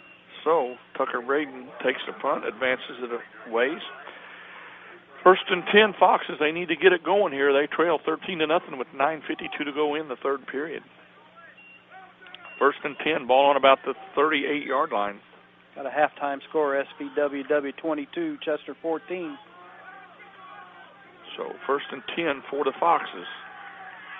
Eli Leakey under center now. Out of the shotgun, he's under center. Toss play to Wilkerson. He's looking for running room and makes a couple of Eagles miss. Looking for more running room. He's bulling his way down the sideline. He is inside the 20. Great run by Madison Wilkerson. I thought he was stopped. He was stopped for a loss in the backfield, and the termination, he took it on down inside the 20. Nice run by Madison Wilkerson on the play. Looks like they're going to put it inside the 20, about the 24, give him a 15-yard gain. They marked it at about, I'm going to say the 23. Then we'll give him a 16-yard gain. Leakey under center, 1st and 10 for the Foxes. See if they can keep it going here. And a missed a bobble, but Leakey keeps the ball, and he cuts around left tackle, around the end, cuts back up. Eli! Eli is deep in Vienna territory. It'll be 1st and goal. Nice run by Eli Leakey on a busted play. Another 1st down for the Foxes. Where are they got it? 5? 2 big plays in a row. That ball is near the 5-yard line, Dean. It's close to the 5. It's right around the 5-yard line. 19 yards on the carry. 1st and goal, Foxes. Leakey under center. Fumble. He picks it up, tries to advance the ball, maybe picks up a yard. Bad snap. Not a bad snap, but he just dropped the exchange from the center, and that kind of slowed things down. Foxes have got to punch it in here, Dean. Yep. No doubt about it. Say no gain on the play. 7 carries, 51 yards now for Eli. He's had a couple of big gainers, 19-yarder and a 29-yarder. 2nd and goal from the 5. Leakey under center. Give it to Chapman 3 times. Little toss play, and it's mishandled. And Levi picks it up, breaks a couple of tackles. What a run! Levi Chapman. He's done that all on his own. Breaks about 3 tackles, was thrown for a loss, takes it in for the score from 5 yards out. The Foxes have their first touchdown of the season, and Levi Chapman bulls his way in from 5 yards out to put the Foxes on the board. They trail now 13-6. Boy, I hate to say it, Tom, but we should have the lead right now. Brandon Craddock going to attempt the PAT, I believe. Craddock, a very good extra point kicker. Gets a lot Well, they're going for 2. Yeah, we are. Levi Chapman and another back in the I formation. Kelly split out wide. Leakey takes the snap, toss play to Levi, and he's hit in the backfield. Breaks 2 tackles. Again. Breaks 3 tackles, bulls over the end zone. Levi Chapman, once again, thrown for a loss, broke 3 tackles, muscled it in for the PAT to make it 13-8. Nothing but determination from the senior. And he hurt that boy on the goal line, Tom. And we've got an Eagle that was steamrolled on the goal line, and he's not getting up. Levi Chapman's a big boy, and he went in head first into that kid, and he felt it. Foxes are back in it now, 13-8 with 8:32 to go in the third. You get hit by Levi with a head of steam behind him, and you're going to feel it for a while. We've got an injured Eagle right down on the goal line. See how the Foxes will play this kickoff, Tom. Coach Trampley is out checking on his player. Definitely you want to get it back there far, get him. Keep it away from Wiggs. You got to keep it away from Wiggs. Jared Wiggs. Whatever side he's on, you hit it to the other side and snug the out of bounds line. They're tending to the injured Eagle down there on the goal line. Once again, I'll recognize our sponsors while we got a break in the action. See a little higher step in the Foxes right now also, Tom. Hamilton Memorial Hospital bringing you the pregame show. Alton's Pizza will bring you the postgame show tonight. Other sponsors are 4R Equipment, Banterra Bank, Wren Lake College, Weeks in Benton, York Pharmacy, Chapman Insurance, People's National Bank. So those are the people bringing this broadcast possible here tonight. And they're still tending to the injured Eagle down on the goal line here. Got some close games as some teams looks like improving and catching up with others. A lot of close games in Southern Illinois tonight. Yes, there are. Very good games, especially in our conference. Every game is nip and tuck in our conference. The only actual, not a blowout, but the biggest lead is SVWW at the half, leading Chester by 8 points, 22-14. That's Jared Wiggs, the injured Eagle, on the play. Boy, that's big. He's coming off on his own par. He is trotting off the field, so that's good to see. He met Levi Chapman head on at the goal line, and Levi bulled his way in for the 2-point conversion.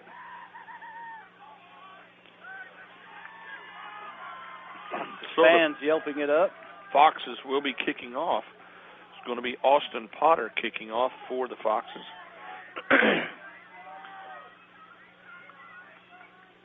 Back for the Eagles, number 82 is Tyler Dalbert, and number 2, Lane Wright. Go to Dalbert right here. It's a high, short kick. Going to bounce in the middle of the field. Get him! And the Foxes recover. Yes! On about the 32-yard line.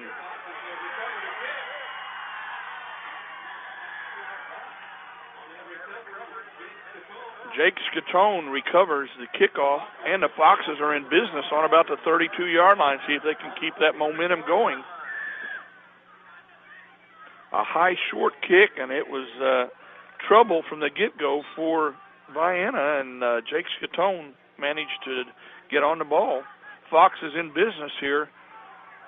See if Coach goes for a quick pop right First here. and 10 from the 32. Leakey under center. Toss play to Madison Wilkerson, and he nice gain on the play. He come close to popping that one. Running that little sweep play. I'll tell you what, they're running the offense a lot better under center than they were out of the shotgun, Dean. Big tackle by Josh Belcher, 5'11", 186 senior. He's one of their players back from last year. Only got 3. 4 carries, 70 yards. Second and 7. Leakey, they're going to run it again to Madison, and he's bulling his way forward. Another short gain by Madison Wilkerson. It's manageable, though, Tom. This will be 3rd and a long 3. Trying to run the ball away from big Tom Meyer, the 6'4", 340-pound nose guard of the Eagles. 3rd and 3 here. Ball setting on about the 21-yard line. 2 down territory here. This 4th down territory for sure. Leakey under center. Toss play to Chapman. He breaks a couple of tackles, falls forward, and picks up the first down. Levi Chapman, the senior, him and Madison Wilkerson running hard here in the second half. Give Levi 6 yards. Move the chains. The Foxes pick up the first down. The ball is on the 20-yard line with 7:15 to go here in the third quarter. Foxes trailing 13-8. Levi finally in plus territory. He's 9 carries, 2 yards, and a 5-yard touchdown. Eli under center. Chapman and Wilkerson in the backfield in the I formation. And we've got a... Who moved first? Depends on who moved first here. See who the call is on. I thought Vienna moved. We'll see. Trying to get things sorted out here, the officials are. Vienna's moving back, Tom.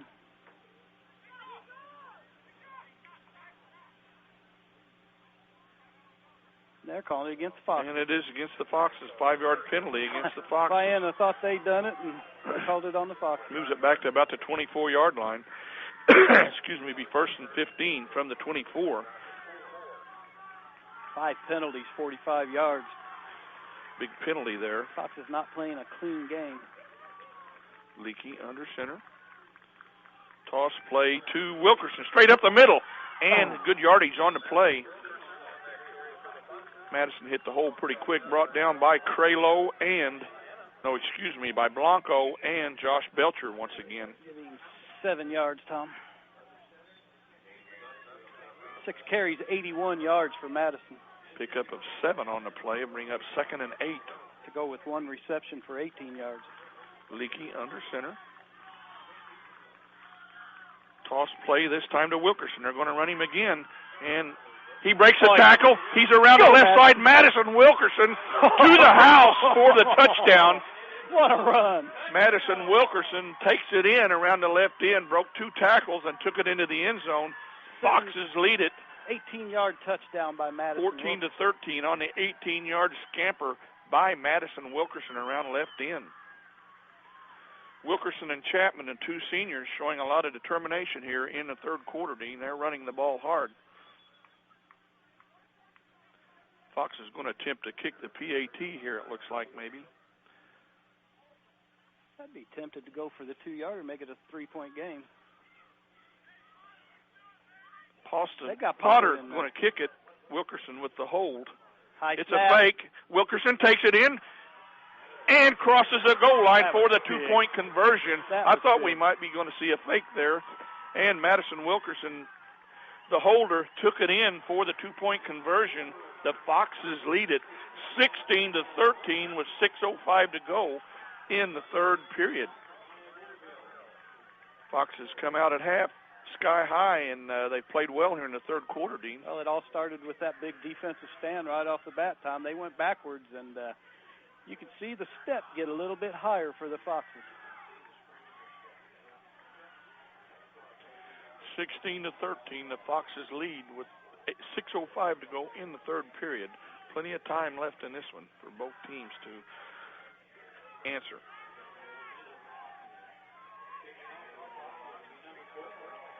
Austin Potter going to boot it away.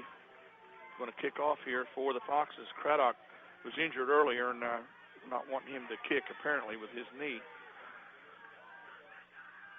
Well, Eagles decide to try 12 on the return, but they get a man off the field. We got another short kick, and it's down right at the 40. That could be a late. Almost potential of being a late hit. They don't want to give Wiggs a chance to run it back. Yeah, he was on the ground when he caught it, Tom. Short kick down at the 40-yard line. 1st and 10 for the Eagles from the 40. See if the Foxes defense can answer what the offense has put forth this quarter. 1st and 10, Vienna from the 40. Craylow and Wiggs in the backfield. Craylow keeps the ball, and maybe a loss of a yard or back to the line of scrimmage. Loss of a yard looks like on the play. Colton Bond, one of the Foxes, in on the tackle. Loss of a half yard. It'll be 2nd and 11.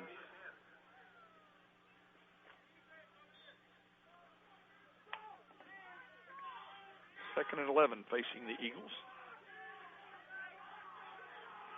Craylow and Wiggs in the backfield. They snap it to Wiggs this time. He runs off right tackle, and a good shoestring tackle by Levi Chapman.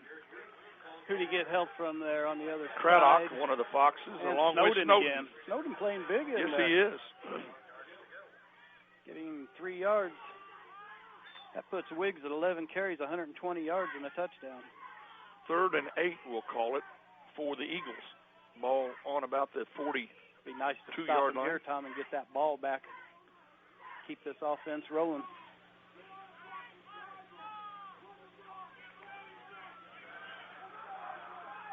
3rd and 8 for the Eagles from the 42. Out of the shotgun is Craylow. Low snap.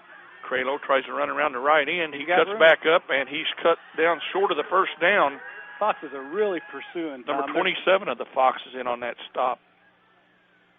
And I don't have 27 on my program. I don't know who that is. Excuse me. Real good pursuit by the Foxes. They're showing their quickness at 4th and 5. We'll see what the Eagles do at the here. linebacker position. Geraldo Blanco back to punt. Foxes need to stay at home here. And the snap. Flag thrown on the play. Punt is away. Taken by Leakey, and his knee was down. Yeah. See what the flag is. I'm afraid it might be against the Foxes. Nope, it's against them. I think they were across the line before he.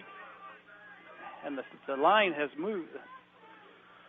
Anyway, the chain gang moved. Let's see if Foxes, excuse me. Let's see if Foxes want to take this.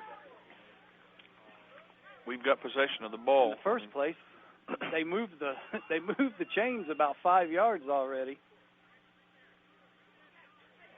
Trying to get things make them punt it again. Sorted out here. I just soon take possession. I agree.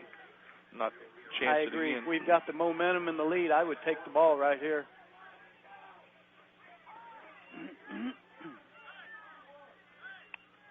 .409 to go in the third. 16-13. Foxes lead it. You're asking for a big play and a game changer when you do this. Here we go. We're going to punt it away once again. The Bad Eagles. Snap. Punt is up. Just got it off. And get away from it. And it's going to be down. We're going to get the ball 2 yards. Close to where we were a while ago. 2 yards. We lost 2 yards.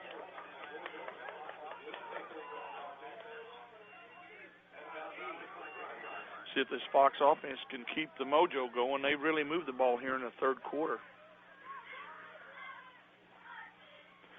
I tell you what, the offense has clicked a lot better since we've got up under center out of the shotgun. And the defense has, Tom. The defense has played well. First two series have just shut it down. Leakey under center here. 1st and 10 Foxes from the 25. And the fumble on the play. It's on the ground, and the Foxes recover, but almost coughed it up there, Dean. Eli, the quarterback, falls on the ball. It was loose on the ground there for a couple of seconds. It's being up 2nd and 10.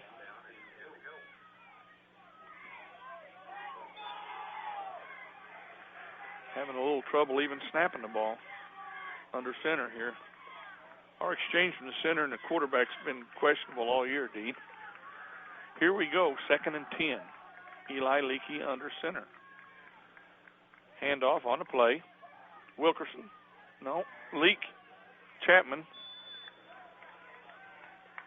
Running the ball out around the left end, or was it Wilkerson?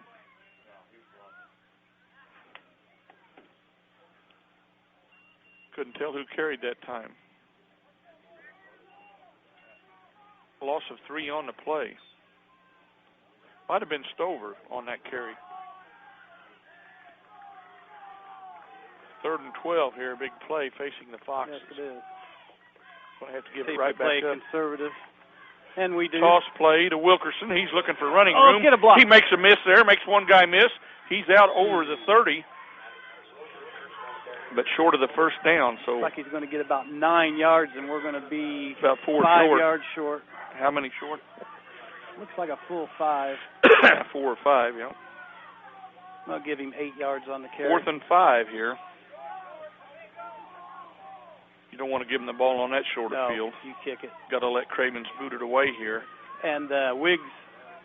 Not out there. Wiggs right isn't out there. Yes, he is now. He stepped back right now. Hurry up and kick it before he gets back there. And Wiggs is right there, but he doesn't field it. It takes a roll. It's nice going to be down by the Foxes inside the 40. Vienna looks a little shaken here, Tom. Not very decisive on what they want to do right now. You had 2 players back there that. Minute 56 to go in the third period. The Foxes didn't know who wanted the ball. Lead the Eagles 16-13. I wish the offense could have kept it going. Yep. See if the defense can come up big and get the ball back. Excuse me. Vienna with very little yards here in this second half. 1st and 10 Eagles from the 38. Kralow going to run it off right tackle, and he picks up good yardage on the play. Bond and another Fox in on the stop. Snowden and Bond in on the tackle. Colton Bond and Isaiah Snowden in on the stop, but good yardage. Pick up a 6 on the play for the Eagles. 18 carries now for Austin Kralow. 2nd and 4 for the Eagles. Giving 37 yards. I'd keep feeding Wiggs if it was me. He only has 11 carries, 120 yards on those 11. 2nd and 4 from the 44. And they snap it to Wiggs this time, and he's short of the first down, and he's steamrolled by a couple of Foxes. Damian Pike, a big hit. And Chapman. A little help from Levi Chapman on the play. You get hit by Levi Chapman and Damian Pike together, you got hit. Loss of about a yard on the play. They're going to mark it about the same. No gain. Yeah. Big 3rd down here. They're probably in 4-down territory. I don't know. It's still pretty early. They're still on their end. 40 seconds to go here in the 3rd period. Vienna facing a 3rd and 3, short 3. Snap to Kralow. He's looking to run around the right end. He's got first down yardage and more out across midfield. I'll give him 4 yards. So 1st and 10 Eagles. Foxes need to tighten it up here and slam the door. Clock stops as they move the change time. 29.5 seconds to go here in the 3rd quarter. Foxes lead 16-13. Vienna's kind of got back in the groove of running the ball again on this series. 1st and 10 Eagles, ball sitting right at midfield.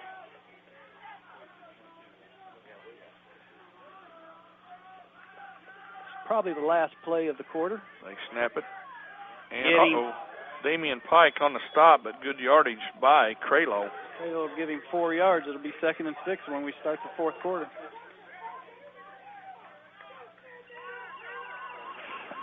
We played 3 quarters. The Foxes came to life. They outscored Vienna 16-0 in the 3rd quarter. They lead it here 16-13 at Carl Mock Field. We're going to break for 60 seconds, and we'll be back with the final quarter. Hamilton Memorial Hospital District's Family Clinic proudly serves our region's families, young and old at every stage. Choose quality primary health care from one of our providers at the McLeansboro Clinic. Dr. Basanya, Dr. Burns, and Dr. Palapu are each welcoming new patients. Schedule an appointment and discover the attention and care uniquely delivered by Hamilton Memorial Hospital District's healthcare providers. Phone 618-643-2988. Hamilton Memorial Hospital District's Family Clinic. Caring hearts, helping hands. Otten's Pizza is simply irresistible. Made with the freshest of ingredients. An incredible one-of-a-kind sauce. Topped with real cheese, shredded fresh in the restaurant. And served piping hot, cheese still bubbling right out of the oven. Get your perfect pizza from Otten's today. Call 643-3471 for carryout. Or dine in to get your Otten's Pizza directly from the oven. Otten's Pizza House, 207 Walker in McLeansboro. Phone 643-3471. Otten's Pizza Perfection. Simply irresistible. Back to Hamilton County Fox's sports on the legendary WMCL AM 1060 and 107.9 FM. Get him. Uh-oh. On 2nd and 7, Austin Kralow cuts loose down the sideline, and he's almost to the 25-yard line. A big pickup from the 46 all the way down to where they're going to spot the ball here. So a big play by the Eagles. 16 yards, Tom. 16-yard pickup by Austin Kralow. Ball spotted on the 29-yard line. So Fox's defense needs to toughen here. 1st and 10 Eagles, they're in business. 1st and 10 from the 29. Foxes need to make a stand here. 1st and 10 Eagles. And they run Wiggs up the middle, and he picks up a few yards on the play.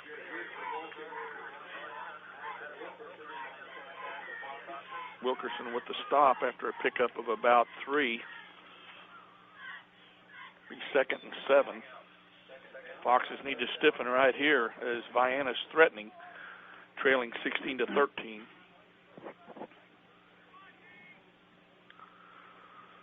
not been impressed with their field goal kicker, Tom, so you're in fourth down territory. Yeah, they're definitely in fourth down territory. We need a loss on the play here. And they snap it to Wiggs, and he's got good yardage up the middle, and he's probably got the first down and more. We got to be aware of that. Tucker Braden and Sawyer Leakey on the stop. First down for the Eagles. They're chewing up yardage right now. Coach Blades takes a timeout, and not a bad timeout, as the Eagles have got it rolling again on offense. Who called the timeout, Tom? We did. That's one apiece. Each team with 2 timeouts left. 10:42 to go in this game. Vienna. Ball about on the 18-yard line, I believe it looks like. Vienna moving the ball. Foxes 18 with the Foxes up by 3, 16-13. First and 10 Eagles on the 18. We've got a timeout on the field right now.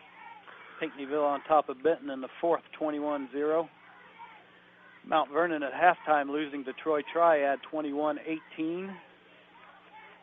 AJ takes the lead on Massac 27-20. Murphy comes back against Carterville and ties it up in the fourth, 14-14. We predicted that'd be a dandy ball game. Fox has got to slam the door here. Vienna's got back in the groove on this series as they remove the ball down the field. And they got the ground game going once again with Craylow and Wiggs back there in the backfield. We've got to hold here, Tom. First and 10 from the 18. Craylow looking to throw the ball. And he throws it in the end zone. Should be well overthrown. Oh, barely. It would have been out of bounds, but it they was throw just in the off corner. of his hands. Couldn't tell who that was intended for. For Tyler Dalbert, he had a big catch for him last week. Craylow now 0 of 2 from passing. So, second and 10 from about the 18-yard line. See, the Foxes get a stop here on this series. Craylow and Wiggs in the backfield. Watch that direct snap. He did and they go to Wiggs, and nice stop by one of the Foxes there. Foxes was ready that time. Looks like Snowden again. Snowden's on top of the on Fox, the bottom? getting up off the bottom of the pile, made the initial hit, and that is Joey Rebstock. Joey Rebstock with a big play for the Foxes. Senior playing well on defense. Gain of 3, it'll be 3rd and 7. Joey Rebstock slowed down his momentum before he really got it rolling. Joey's really put on some weight. He's played well this year. He's gotten a little muscular on us in the last year. 3rd and 7, big play here for the Eagles. Craylow going to run a sweep play around the right side. Tucker Brady initial hit. That had to have been a Chapman hit and then there. A big stop by Levi Chapman after Tucker Braden slowed him down. You can tell a Chapman hit. So it's a big play coming up here for both teams. Craylow, 4th and 6, we'll call it. Give Craylow 1 yard. Could be the game, Tom. With 9:35 to go. Big play here. Big play. 4th and 6 from the 14-yard line. What do you do here if you're Vienna? Do you pass it or keep it on the ground? I don't know. I give it to Wiggs. I'd give it to Wiggs is what I would do, but Dalbert made a big catch last week for him, so we got to be aware of him. Had a 20-yard touchdown against Chester. Play being brought in from the sidelines by Dalbert. Fox has got to stay at home here. Don't jump. 4th and 6. And they get it to Craylow. And, a big stop by one of the Foxes. Who got him? That was Joey Rebstock. A again. big play. Foxes take over on downs with 8:57 to go in the ball game. We've got to move the ball. He gained 1 yard, Tom. Give him 1 yard on that carry. Joey Rebstock, the senior who came back out this year, is playing big for the Foxes here. Now you know what the Foxes need, a good, long, offensive, time-consuming drive right here. Don't self-destruct here. Yep. March it down the field. Don't get fancy. Just keep making first downs on the ground. 1st and 10 from the 12.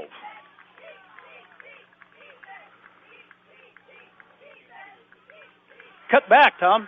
And Leakey, a big running play for the Foxes out to the 25. Pickup of 13 yards. Eli went right, cut back to the left side to our side. And 13-yard pickup for Eli Leakey, excuse me. Ball sitting on the 24. We'll give him 12 yards on the play. 63 yards on 9 carries now for Eli. 8:36 and counting here. 16-13, Foxes lead Vienna. Leakey under center. Takes a snap, toss play to Chapman. He makes one miss, and he's wrapped up in the backfield. Maybe a loss on the play. Will be a loss, big loss. Tom, that was about a 7-yard pitch out, and that defensive player was almost there. About a 6-yard loss on the play. 7, what do you want to call it, Dean? There's 5, 6. We'll call it 6. So 2nd and 16, we'll call it. 2nd and 17, 16 yards for the Foxes. Eagles defense was primed on that play. Leakey under center. He takes the snap, fakes it, runs straight up the middle himself, and he's caught by the Eagles. Not much on that play. Fox is going to be facing 3rd and long here. 3rd and about 14.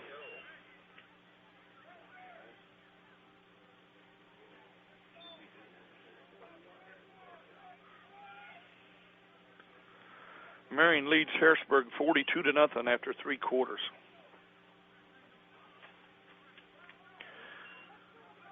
Third and 13, we'll call it, facing the Foxes here. Hate to give it back to the Eagles. Need a big play right here. And they're going to try to air it out.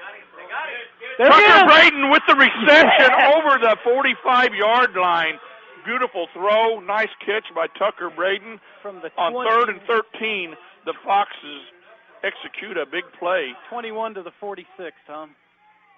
Tucker a little slow to get up, but a big catch over the middle by Tucker Braden. He's hurt on the play. 25-yard reception. We wanted a big play. We got it. Tucker's maybe just cramping up. I don't know. They're tending to him at midfield. Fox's coaching staff out on the field. Big play on 3rd and 13 over the middle to Tucker Braden. Well, he went high for the catch. 2 defenders around Tucker. He made a big play there, Dean. We've already had our center get hurt in basketball. Craddock, we don't need our power forward getting hurt. I think this was a cramp, Tom. Hopefully. That was a play of the game so far right there, getting out of that hole. They're tending to Braden. Now with 6:44 left in the game, Foxes with a 3-point lead. You keep that ball on the ground and no big 6-7 yard behind the quarterback pitch outs. You pop them up the middle, pop them to the outside, but don't pitch it out. Carmi on top now 14-7 over Johnston City, Tom. Tucker Braden being helped off the field. Going to the 4th quarter, it was 14-7 now, Carmi. 1st and 10, Foxes, ball on the 46-yard line. 6:43 to go in this one. Like Anthony Mauser into the game. And Tyler Kelly. Tyler Kelly, Wilkerson. I don't see Chapman.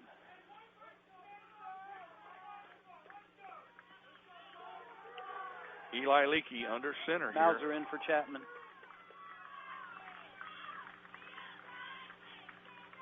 And Leakey looking to throw the ball. Flag on the play. It's thrown out to Cravens. Incomplete on the sidelines. It's going to go against the Foxes for movement. Tom, I don't agree with the play. Run it with 6 minutes I to go. keep that ball on the ground. They might have threw that against the sideline.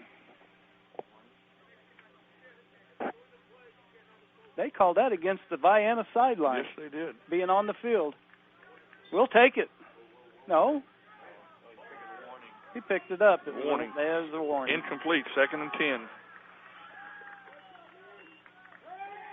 Here comes Mauser out trying to find some running room, and he breaks one tackle, and he's brought down about the 49-yard line. Pick up a 3 by Anthony Mauser.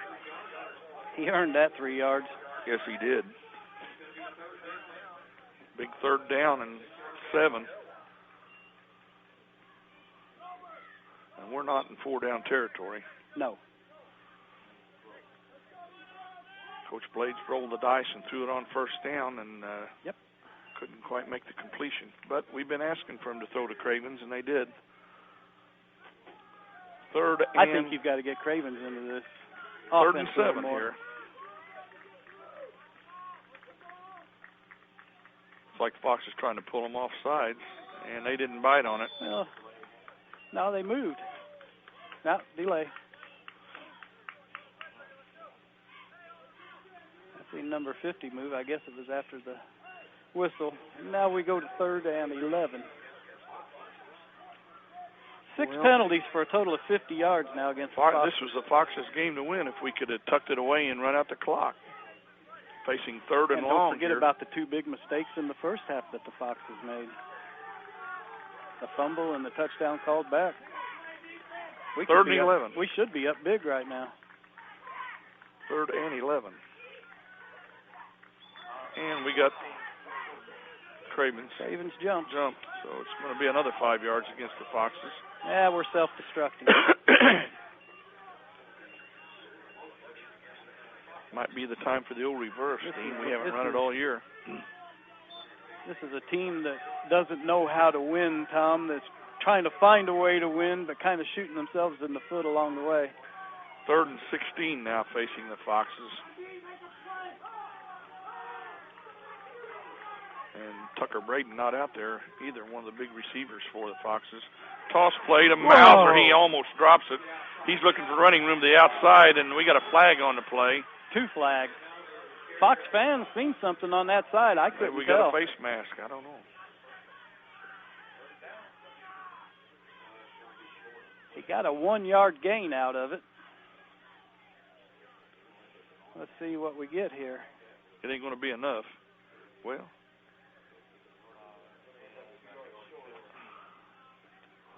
That's right. Add it, Tom. I think we got it. First down on the penalty. Oh, a big play there. That's a big 15-yarder. 1:52 to go in the 3rd. AJ leads their ball game 34-26.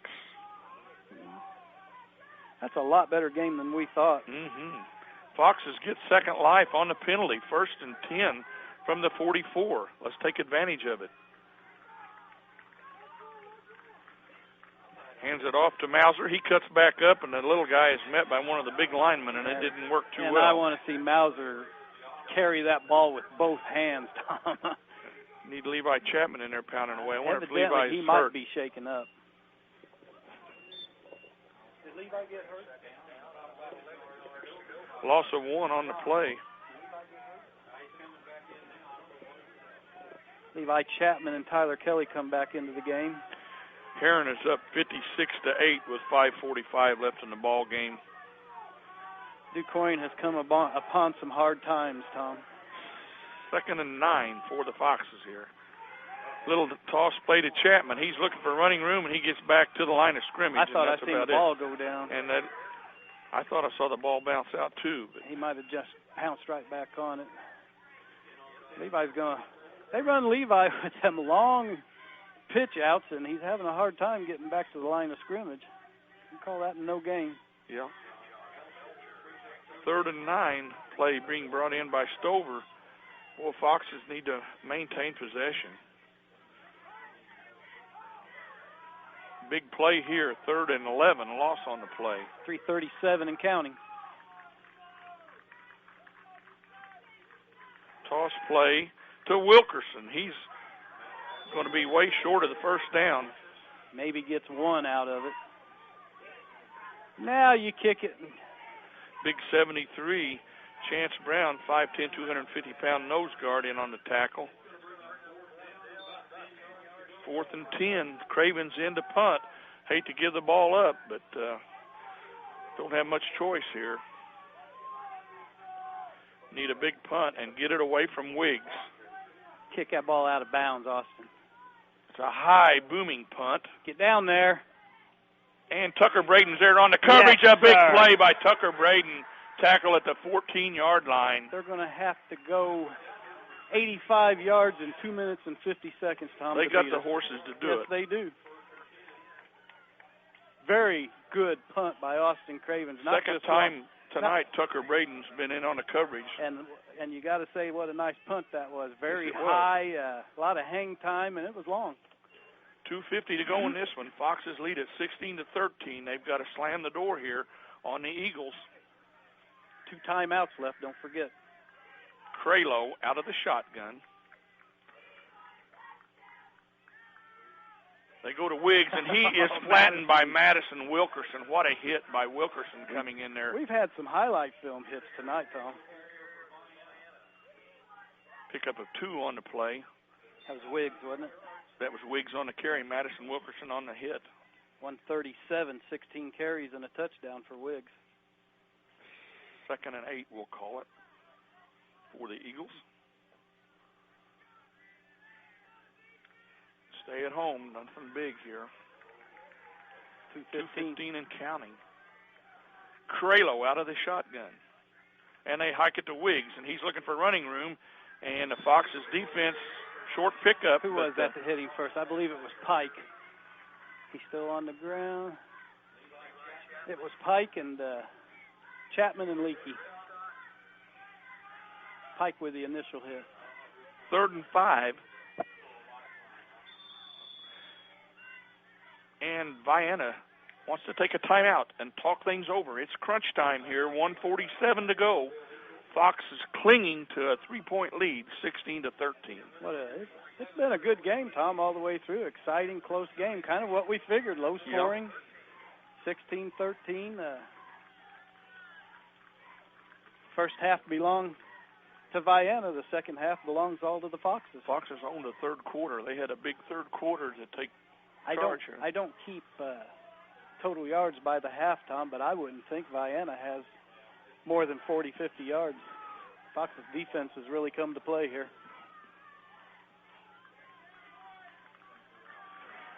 1:47 to go, 3rd and 5.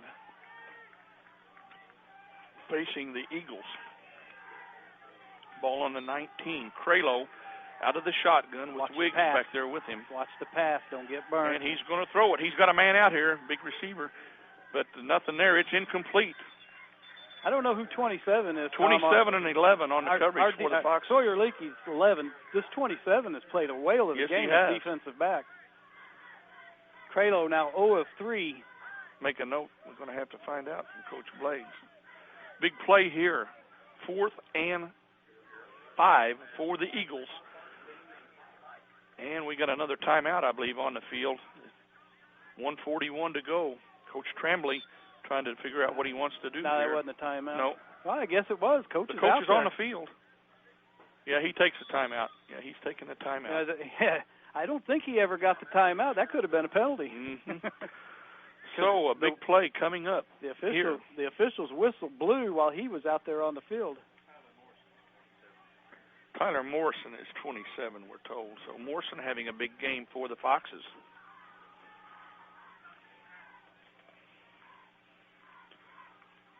What is he, Tom, a freshman or a sophomore?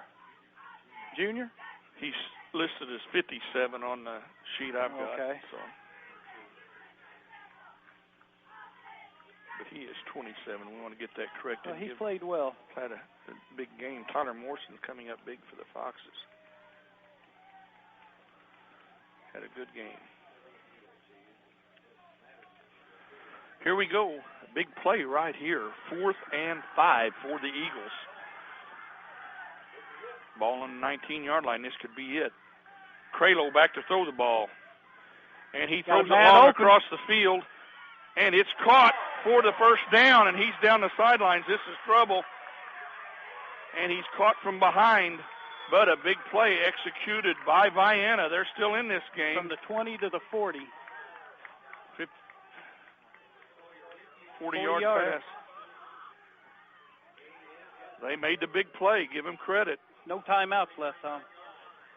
So trying to get things going here. The Eagles, a 40-yard play. They're inside the 40.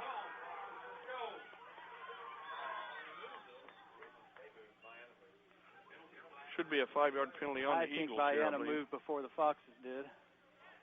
That would help. Minute 20. No timeouts for Vienna. Vienna completes a big play. It is against Vienna. Thrown across the field. Who was the receiver on that? Was that Dalbert? Dalbert? That's what I thought. 82. Sawyer Leakey was there but couldn't make the play and didn't want to interfere. Sawyer didn't have real good position on him. Got there just a little bit late. Officials telling him to get the clock running. One thing about it, if they score, we're not going to have any time to answer, Dean. Nope. 1:10 and counting. It's crunch time here. We got to keep the Eagles out of the end zone. Got to keep a safety back, Tom. And he's going to throw the ball. Craylow throws it out. And keep him in bounds, yes, sir. Tackle made by a couple of Foxes. Once again, Morrison and Craddock on the stop. 4-yard carry. We'll take that all day. They're wanting to go in a hurry up. Fox has got to get up to the line here. 40 seconds. Craylow spiked it to stop the clock. They move first. We'll see who they call it again. He spiked it to stop the clock with 37 seconds. Good move by Craylow. Left guard move, though, Tom.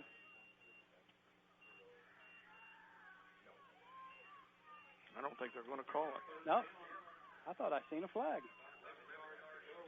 So Craylow smartly spiked the ball to stop the clock. A smart move by Craylow. 3rd and 10, 37.3.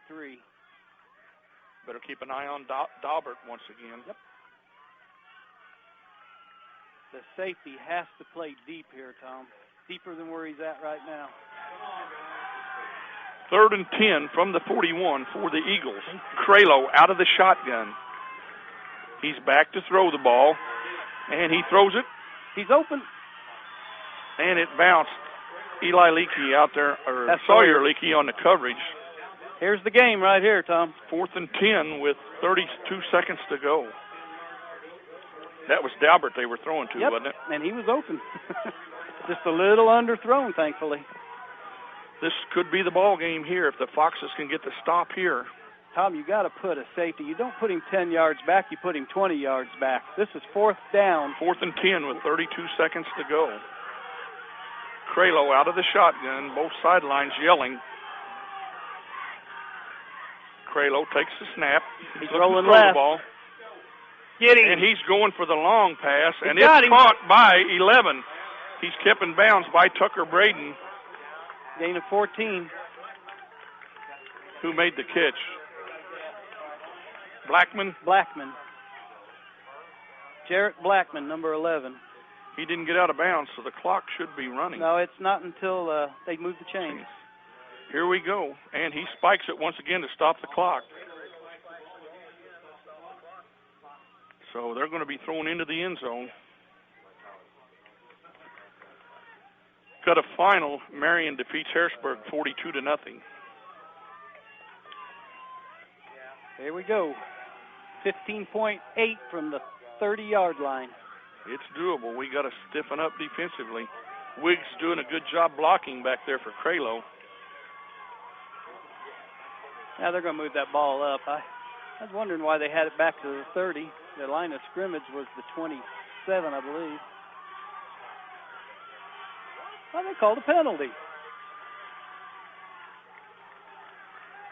15.8 seconds. They called a penalty. We got a different formation here this time. Officials are... Foxes took a timeout. Foxes took a timeout. I have no idea what that penalty was there, Tom. It was on the spike. Evidently, we jumped.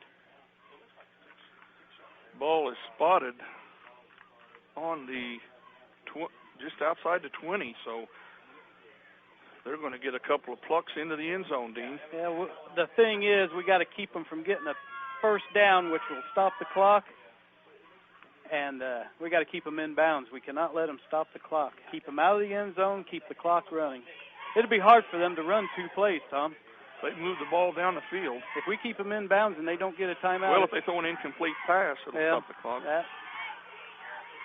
And you'd have to think they're going to be throwing the ball. Yeah, well, with their backs, you never know, but I would think they'd be throwing it down towards the goal line. Once again, I'm begging for the safety to play back, keep them out of that end zone. Here we go. 2nd and 5, ball on the 20. They got a different formation set up there now. Craylow looking to throw the ball, and he's got the big back in the end zone. No flag is thrown. They went for the home Tom, there could have been a flag There was easily contact called, and there. you could not complain if they did throw the flag on that play. But to the Fox's credit, he was going for the ball. Intended for Blackman. He was looking back. He was going for the ball, but there was definitely contact. Pretty good rush there by the Foxes, putting some heat on Kralow. That was Craddock back into the game with the pressure, Tom. 9.9 seconds to go. Kralow and Wiggs in the backfield. Kralow's going to throw the ball. He's under pressure. He throws it. He's got it open in the end zone. Touchdown, Vienna, with 3.1 seconds to go. Who caught it, Tom? Number Dalbert, 82. Dalbert with 3.1 seconds to go. I'm going to say it again. Why is our safety not back there further?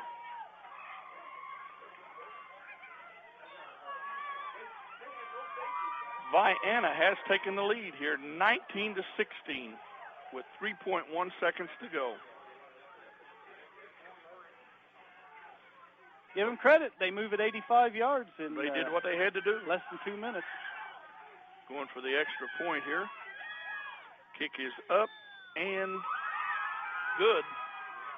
Vienna takes the lead, 20-16, with 3.1 seconds remaining. A 20-yard pass from Kralow to Tyler Dalbert in the corner of the end zone. Foxes were rushing Kralow, but he swept out along the right flat and made the pass. Fox has got to get the ball here, get on the ground, and go for a Hail Mary. That's all you can do.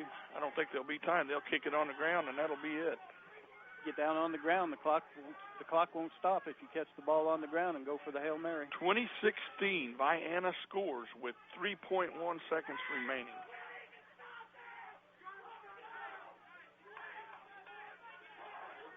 Kralow, the pass to Dalbert, and he was a big man last week, had a big catch for him for a touchdown. Had three receivers sweeping out towards the right corner of the end zone. Vienna made the play.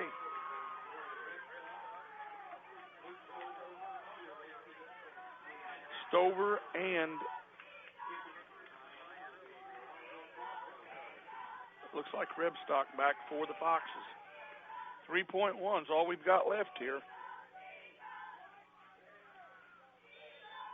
Blanco kicks it on the ground. It's caught by the Foxes up back. And timeout. And the Foxes get a timeout with 1.6 seconds to go. All he had to do was get on the ground and the clock stopped. Mauser made the catch. Foxes got one shot at it here. They're down 4. So Foxes have their one shot from midfield. Ball right on the 50-yard line. What are you looking for, the hook and ladder, or what do we got here? We got to throw it in the end zone. You just got to go deep. The old Hail Mary. One more play to go. The Foxes trail it. 50 yards to go. Leakey out of the shotgun.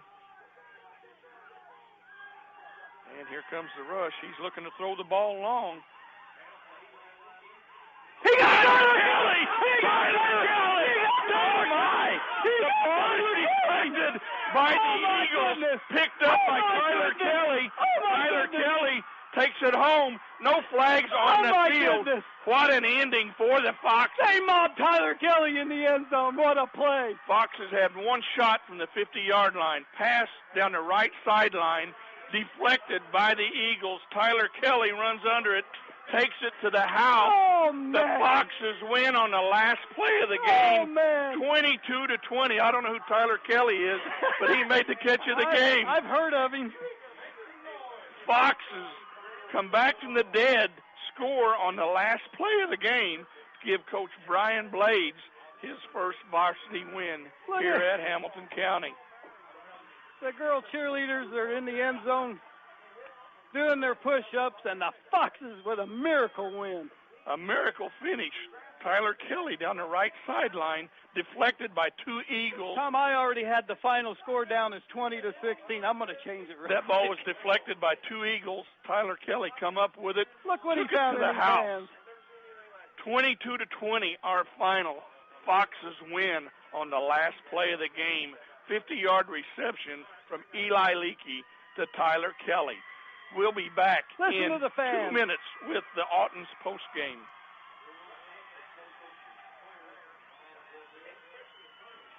If you want a huge selection without a huge price, get to Weeks in Benton for the model year-end clearance event going on now. 2015s are arriving daily, so we must move all remaining 2014s. Find the vehicle you want at a price you can afford with 7 brands to choose from. Chrysler, Dodge, Jeep, Ram, Chevrolet, Polaris, and Victory Motorcycles. Now is definitely the time to buy, as there will be huge deals on all 2014 models. That's Weeks in Benton, north of town but south on the price. Hamilton Memorial Hospital District's Family Clinic proudly serves our region's families, young and old at every stage. Choose quality primary health care from one of our providers at the McLeansboro Clinic. Dr. Basanya, Dr. Burns, and Dr. Palapu are each welcoming new patients. Schedule an appointment and discover the attention and care uniquely delivered by Hamilton Memorial Hospital District's healthcare providers. Phone 618-643-2988. Hamilton Memorial Hospital District's Family Clinic. Caring hearts,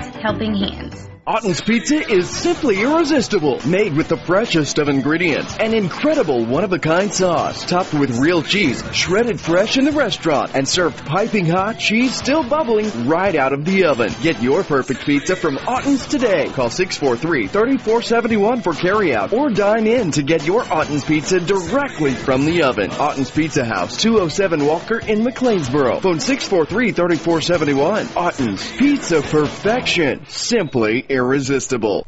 Create the future of your choice with long-term care insurance from auto owners. Let us design a plan that helps protect you financially so you won't become a burden to your family. And best of all, you choose what works for you, like staying in the comfort and privacy of your own home or other assisted living options. Plan your future and enjoy every minute with long-term care insurance from auto owners. See John Chapman of the Chapman Insurance Agency at 402 South Jackson in McLeansboro. Back to Hamilton County Fox's sports on the legendary WMCL AM 1060 and 107.9 FM. We're back here at Carl Malk Field. The Foxes just pulled one out of the far, scoring from 50 yards out on the last play of the game.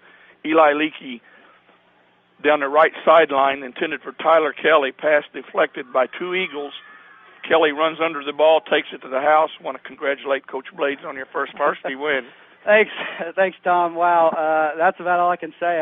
It's hard to sum that one up. We held them. We started moving the ball finally in the second half. Coach Leathers was in my ear. Hey, we need to run them something different here, and we had talked about that for a while. And he said, let's do it. So I was like, you know what, we've kind of been stalling. We moved the ball a little bit at times earlier on, but we didn't get anywhere deep enough where we needed to be.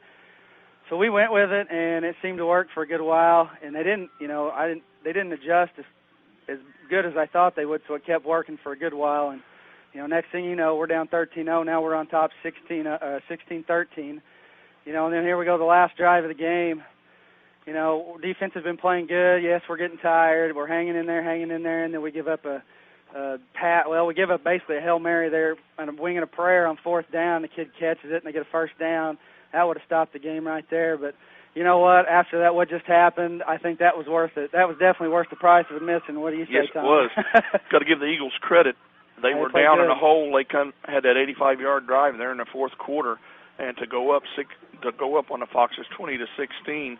And Eagles maybe owned the first half, Foxes owned the third quarter, and it was just all-out brawl in the fourth quarter. Both teams played well and showed that they both wanted to win.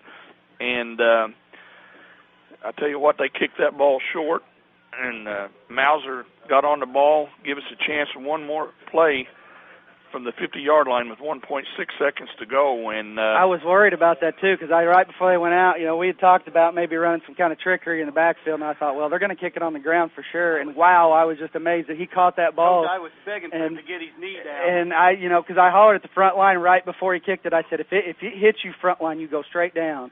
Because I said, we'll have time for one play. And whew, What a play that was. I hope that makes a highlight reel. If it doesn't, I hope someone's listening because you need to see that play. That was worth it. Looks like you brought Eli under center and run out of the I formation somewhere in the third quarter and pounded away. And how about Madison, Wilkerson, and Chapman? They were like two jackhammers out there. They were pounding away. Job. Yes, they did. And the two seniors stepped up big. That was the intention of running that formation. You know, we've repped it every week in practice, but I haven't pulled it out. And Coach Letters has been in my ear. We need to run it. We need to run it. You know, and he'll tell you, he says, he said, I think you're one of the stubbornest guys I know because, you know, 2 weeks in a row, you know, we're having a hard time, and I didn't go to it. But, you know, I really, in the back of my head, thought, you know, I want to save this for the right opportunity. And, you know, the first couple of games we got down a big hole early, and they're good teams. You know, and I can't take nothing away from Vienna. They played really good tonight. They two really dandy did. backs in Craylow and Wiggs. They can run the ball. How's Craddock and Tucker Creighton doing? Tucker's fine. He just cramped up, and so is Craddock. We're okay. I think, as far as I know, I'll know here more soon. But as far as I know, we came out fairly clean. I got a couple banged up already, but you know we're week to week. We do what we can to get them through. I tell you what, Morrison come up and played well. Yes, he did. A lot of those guys did. Well, we had a special spot for him just for this defense we played this week, but at times I know we kind of bounced out of that using it, but he did a good job. Like I said, both sides of the ball. Defense played good again. Offensively, you know, we sputtered a little bit, and you know, what's your plans for Cesar next week? Cesar, well, I don't know. Double team the Owens boys. What I got to tell you. Yeah, I know. I've heard already. I've already heard he's tough, and we got somebody we can match up with him. I got a basketball player that's playing cornerback for us. That I think he'll match up well against him. Well, I know you want to get to your players. I want to thank you for coming over, and congratulations on your first win. And I tell you what, the way they won it, they ought to be sky high coming out next week. Oh yeah. That's just what we needed. I think this is going to help us out tremendously. You know, I was worried in the last seconds there. I thought, oh my gosh, here we go. This is just what I didn't want to happen. And then, wow, pulled out a miracle. That's what I call it. Yeah, you don't see a finish like that very often. No, you don't. That's why I said, yeah, get that one on TV, guys. That one was amazing. Coach Blades, thanks for coming up, and congratulations. And we will be at Cesar next Friday night trying to get another one. Thank you. That's Coach Brian Blades. Picked up his first varsity win here. The Foxes moved to 1-2 on the campaign, and they're going to hit the road to Cesar-Valier next Friday night. Dean, you got some scores and stats? Let's go over the stats first, Tom. For the visiting Vienna-Goreville Eagles, Austin Craylow, 4 of 11, 78 yards and a touchdown. The 20-yard touchdown with 3.8, I believe, Tom? 3.6 or 3.8. Yeah, somewhere in there. He also carried the ball 23 times for 63 yards. And their big back, Jared Wiggs, 138 yards on 17 carries and a 7-yard touchdown. Tyler Dalbert, we thought he had the dagger in our back. He had 3 receptions for 64 yards. Excuse me, and the big one was the 20-yard touchdown, as we said, with 3.6 to go. For the Foxes, Eli Leakey only completed 3 of 11 passes, but they were for 93 yards, over 30 yards reception. The big one was 1.6 seconds left in the game, the 50-yard Hail Mary.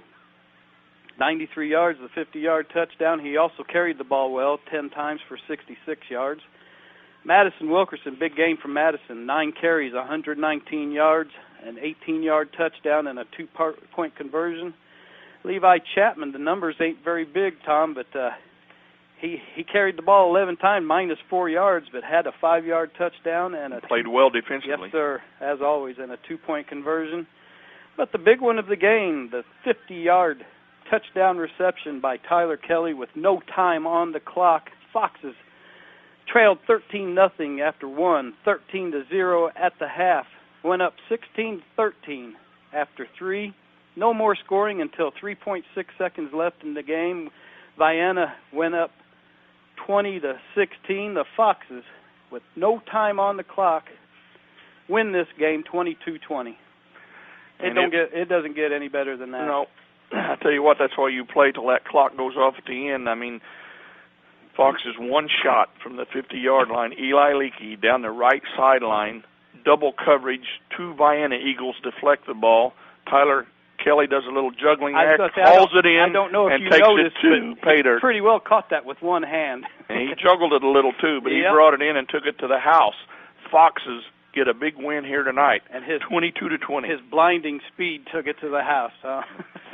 So, you got a few scores around. We need to get off here. Well, there was no real updates lately.